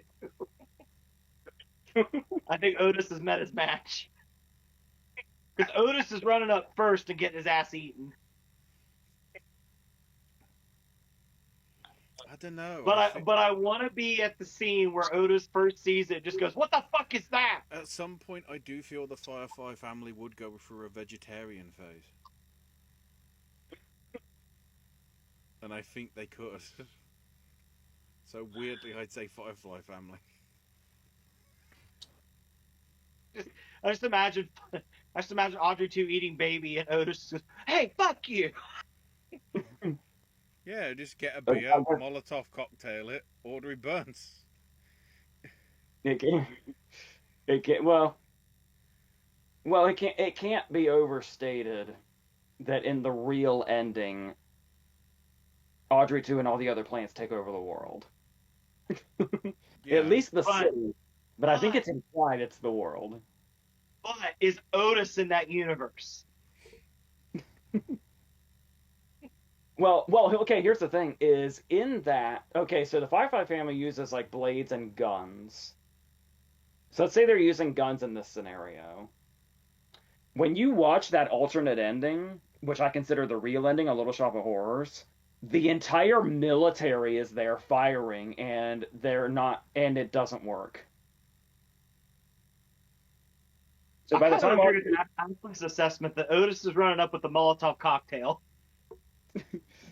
But if there's like tanks and the military and they can't do anything about Audrey 2 at full size, I would say that would take them out. Like I said, if we're doing a whole physical battle thing now.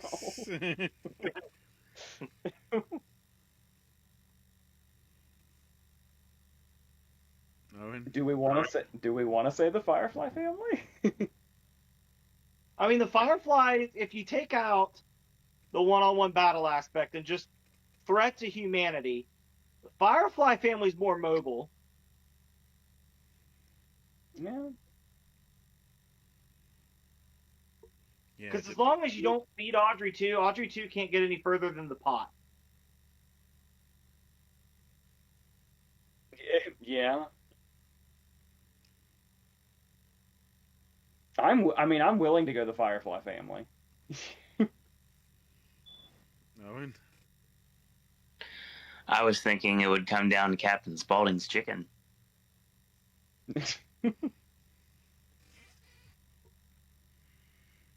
I miss the Firefly family of House of a Thousand Corpses, which does feel different than the Firefly family of The Devil's Rejects.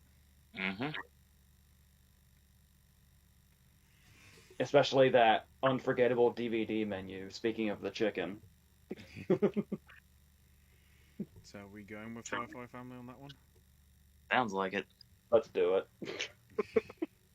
I hate this next battle.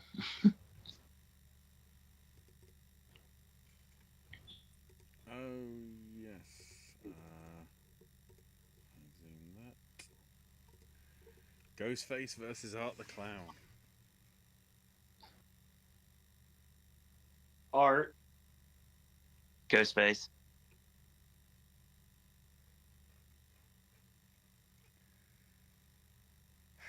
Or I don't even know what our criteria is anymore.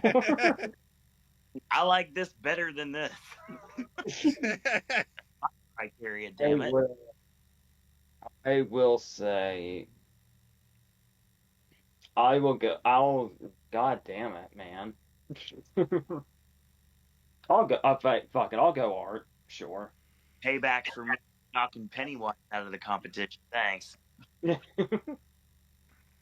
I was gonna, to be honest, I'd say Art as well, because he'd just play on, if it was sort of one-on-one, he'd just play on whatever it is that Ghostface fears that's causing Ghostface to do what they do. And what if Sienna is Ghostface?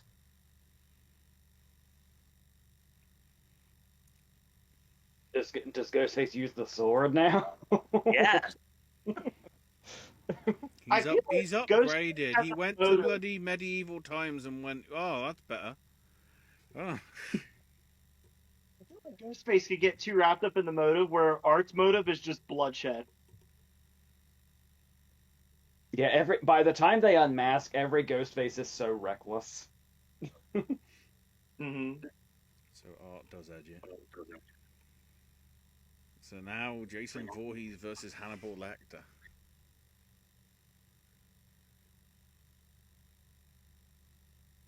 I don't want to say anybody against Hannibal, really, but I mean, do you know how many times, not just any particular movie, Do you know how many times I've watched the entire Friday franchise? A lot. It, it's too many, You and enjoy the house, I'm right? looking. It's too many, and I'm looking forward to the next time I do it. I really love that shit.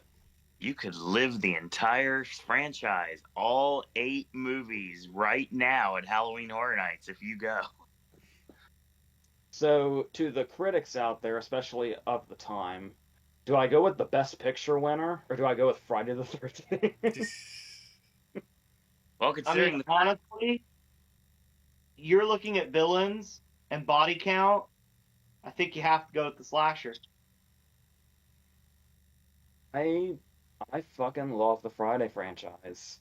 I don't even know how. I don't even know if I can fully explain it. Because well, Jason, well, you could boil it down. Jason gets the kill the first time. Like, if Jason gets his hands on you, you're essentially finished. Hannibal took 2 tries to take out fucking Mason Berger.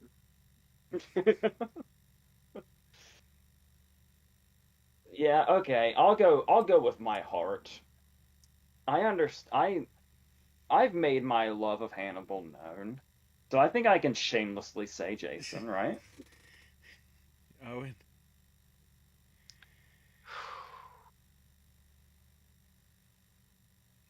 I want to say Hannibal, but I feel like Jason seems to be the direction to go.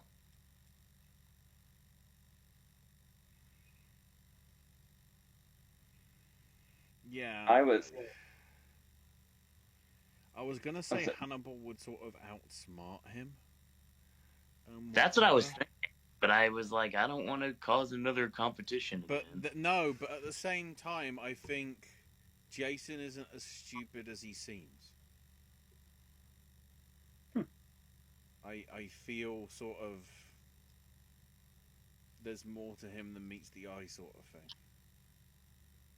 Like some of the things. I think if Hannibal goes with the mother angle, he'd have a shot. But if he went any other angle than that, yeah, Jason doesn't give a flying rat's ass. So we'll give it to Jason. Yeah, brother, I was waiting. I could feel you pushing me in the Jason direction. I was waiting for you to just turn around and say Hannibal and make this difficult.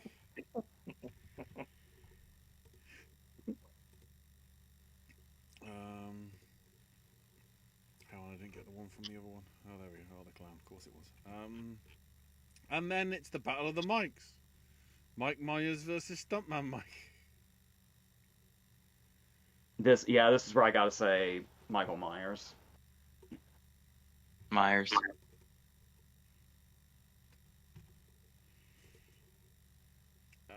Yeah, but those nachos.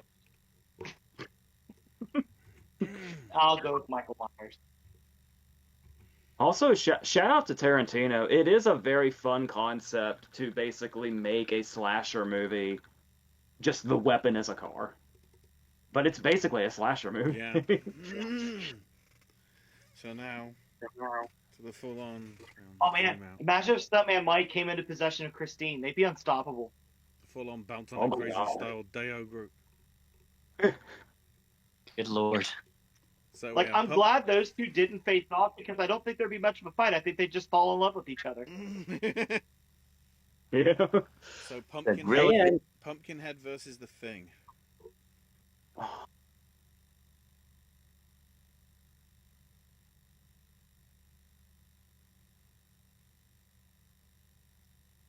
I guess I'd say the Thing.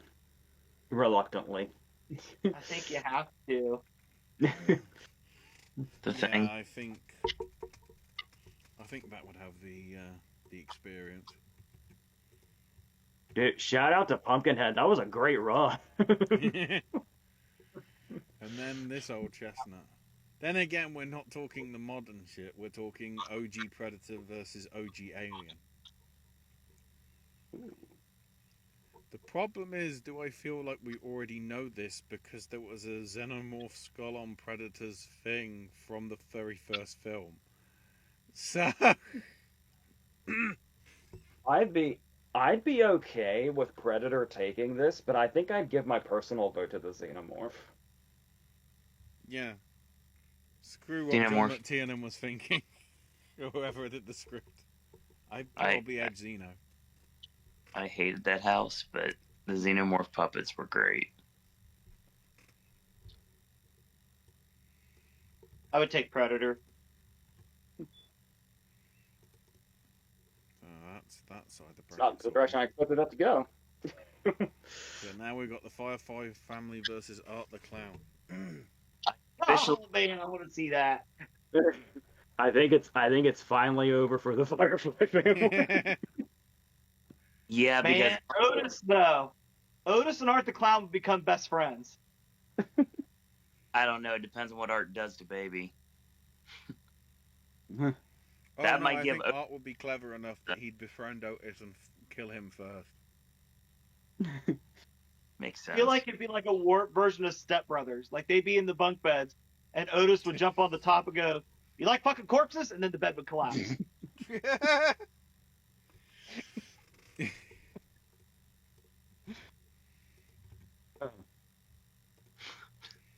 So I like then, how nope.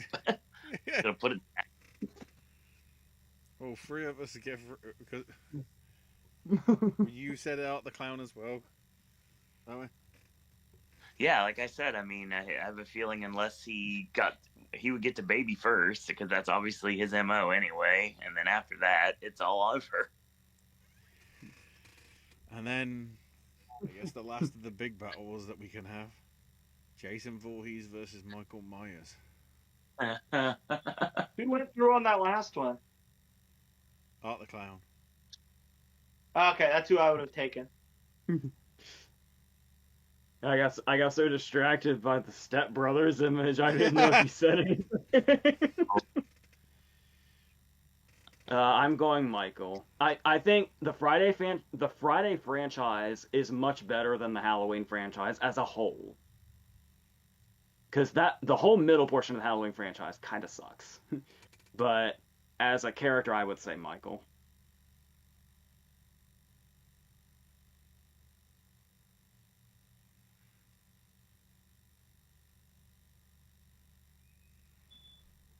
Yeah, I'd probably give it to... Again, as a whole, I think Jason has stronger sort of character development. But I feel Michael's the more effective killer. I think the whole fact that Michael feels like he's totally random in the original movie and it doesn't come from anywhere, I think is what I love about it.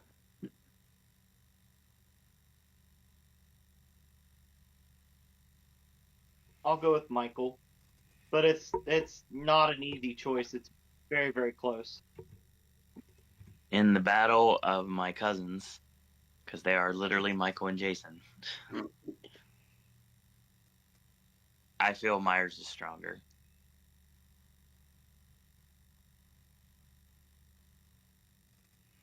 Let's just talk about how some of the later round people have been named Michael, Jason, Audrey, Art, Otis. And the battle, the final four are all houses that have appeared at Halloween Horror Nights. So we have The Thing versus Xeno.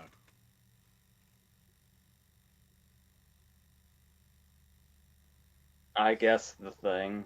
I keep saying The Thing reluctantly for some reason, but it's almost like it's cheating because it can turn into anything. No, it's like 4 hours. That's an issue at this point. Yeah, because I feel that like if Xenomorph did try and lay eggs to create sort of more within the Thing, it'd kind of rather than like how we saw with the God forbid Alien Predator films when you had the sort of Alien Predator hybrid thing. I feel the Thing would become the more dominant thing.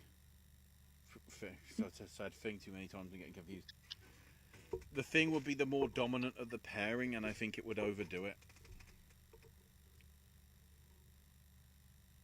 I'm gonna go with the Xenomorph, and this I may be off on this argument, but I would pick the Xenomorph because even if the Thing turned into a Xenomorph, the Xenomorph knows its own body better than the Thing would. Such a complex body. Mm-hmm. Well, like I said, I hated AVP. That house was garbage. But I love the Xenomorph puppets. I have yet to experience the Thing because it was a little bit before my time. However, I welcome its return to 35 next year, going with the Thing. I said that one was your choice, though, because if you had said the Xenomorph, I'd have changed my mind. I thought about it. Well, Xenomorph does have the blood acid we spoke of. And no matter what the Thing can turn into, maybe it won't be able to resist. I was saying, I hate how reluctantly I've been saying the Thing. I almost feel like I have to, even though I put him as one of my favorite villains of all time. I'm gonna go with the Xenomorph. I think the Xenomorph, like Chris said, a Xenomorph knows their body better than the Thing does. So wait. So we're stalemate. So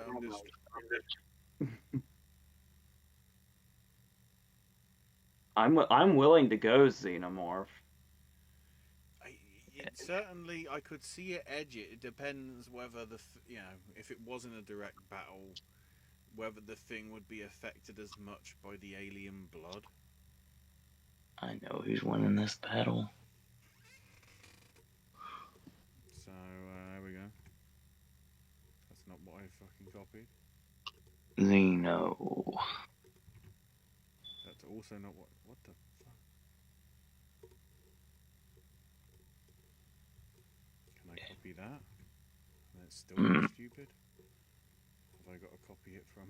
I've got to copy it from the base file. Great. Okay. Right. That's still doing it. Screw it. We'll do it live.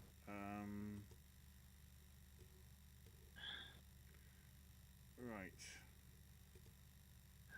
Oh, that's why.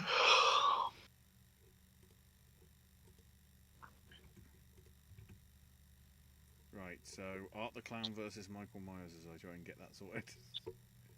Oh no. This sucks. I mean, I'm gonna say Michael.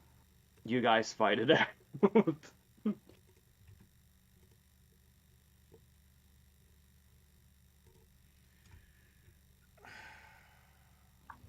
Michael has a hype man.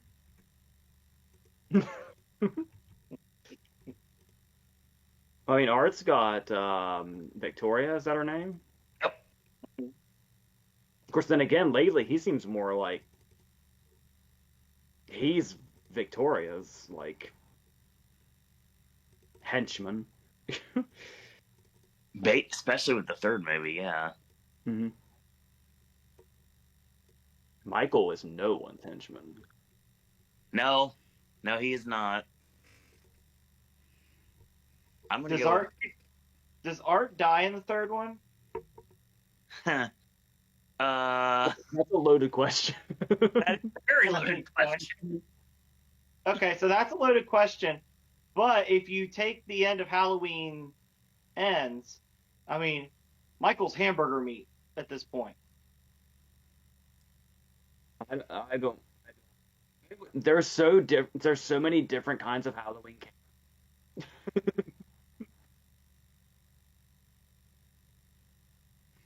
I'm gonna go with the closest thing to say about Art the Clown in Terrifier 3 is what? Is it Friday the 13th Part 6?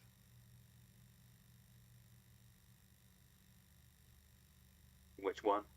The one after Manhattan. That's Jason Goes to Hell. Yeah. Is 9. Oh, is it 9? I can't remember. That's Art the Clown, basically. Yeah, they do have that in common. Well, Jason has that in common with him. Yeah. I'd honestly go with Art.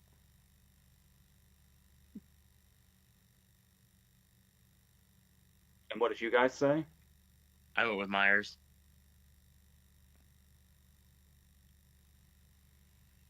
I'll take Michael. Begrudgingly. So you sound unsure.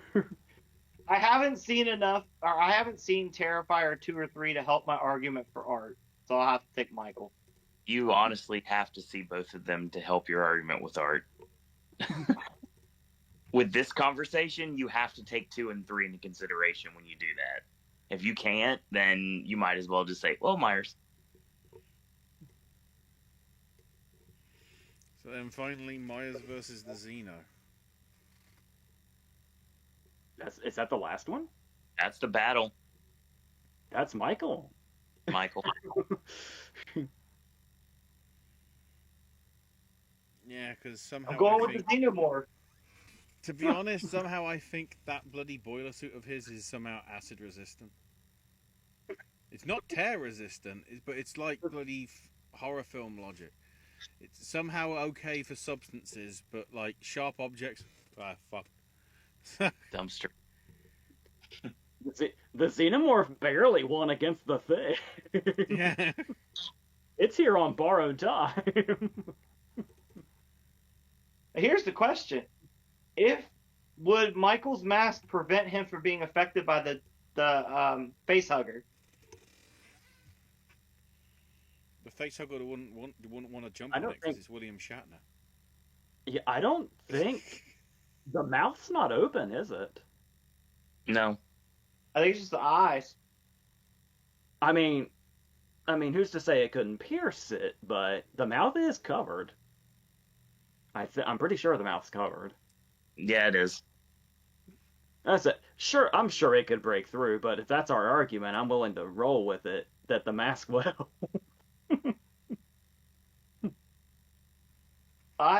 I'm gonna roll with the Xenomorph because if we take the one-on-one battle aspect out of it, we go back to what we did with the earlier rounds. The Xenomorph is more of a threat to humankind because it's not human, and if you stab Michael Myers, he's not gonna bleed acid on you. If you stab Michael Myers, nothing happens. Exactly. So now we have our grand champion, Ashley, run through the path to victory, and then we can take this home. So Myers took out Candyman, then Leatherface, then Stuntman Mike, then Jason Voorhees, Art the Clown, and the Xeno. For our bounce on it crazy style Dale champion of champions. Maybe for 2025 if we do it again next year and mix it up maybe. I don't know. We're done. So then I can switch that. Turn off the window capture. Turn off the streaming on here. So then we're just a full screen now. So yeah, only 3.5 hours. Thank God we didn't do this live on Halloween because we wouldn't be able to watch anything Halloween. Are you kidding me? You know what I'm doing on Halloween? We are talking right now, literally and figuratively, where you're watching this video. I'm probably scaring people at this moment. Hopefully as part of Halloween Horror Nights and not as part of anything else. I can assure you I... Good. And I also can assure you, there's a wonderful man named Frank the Shark. There it is. You respect it.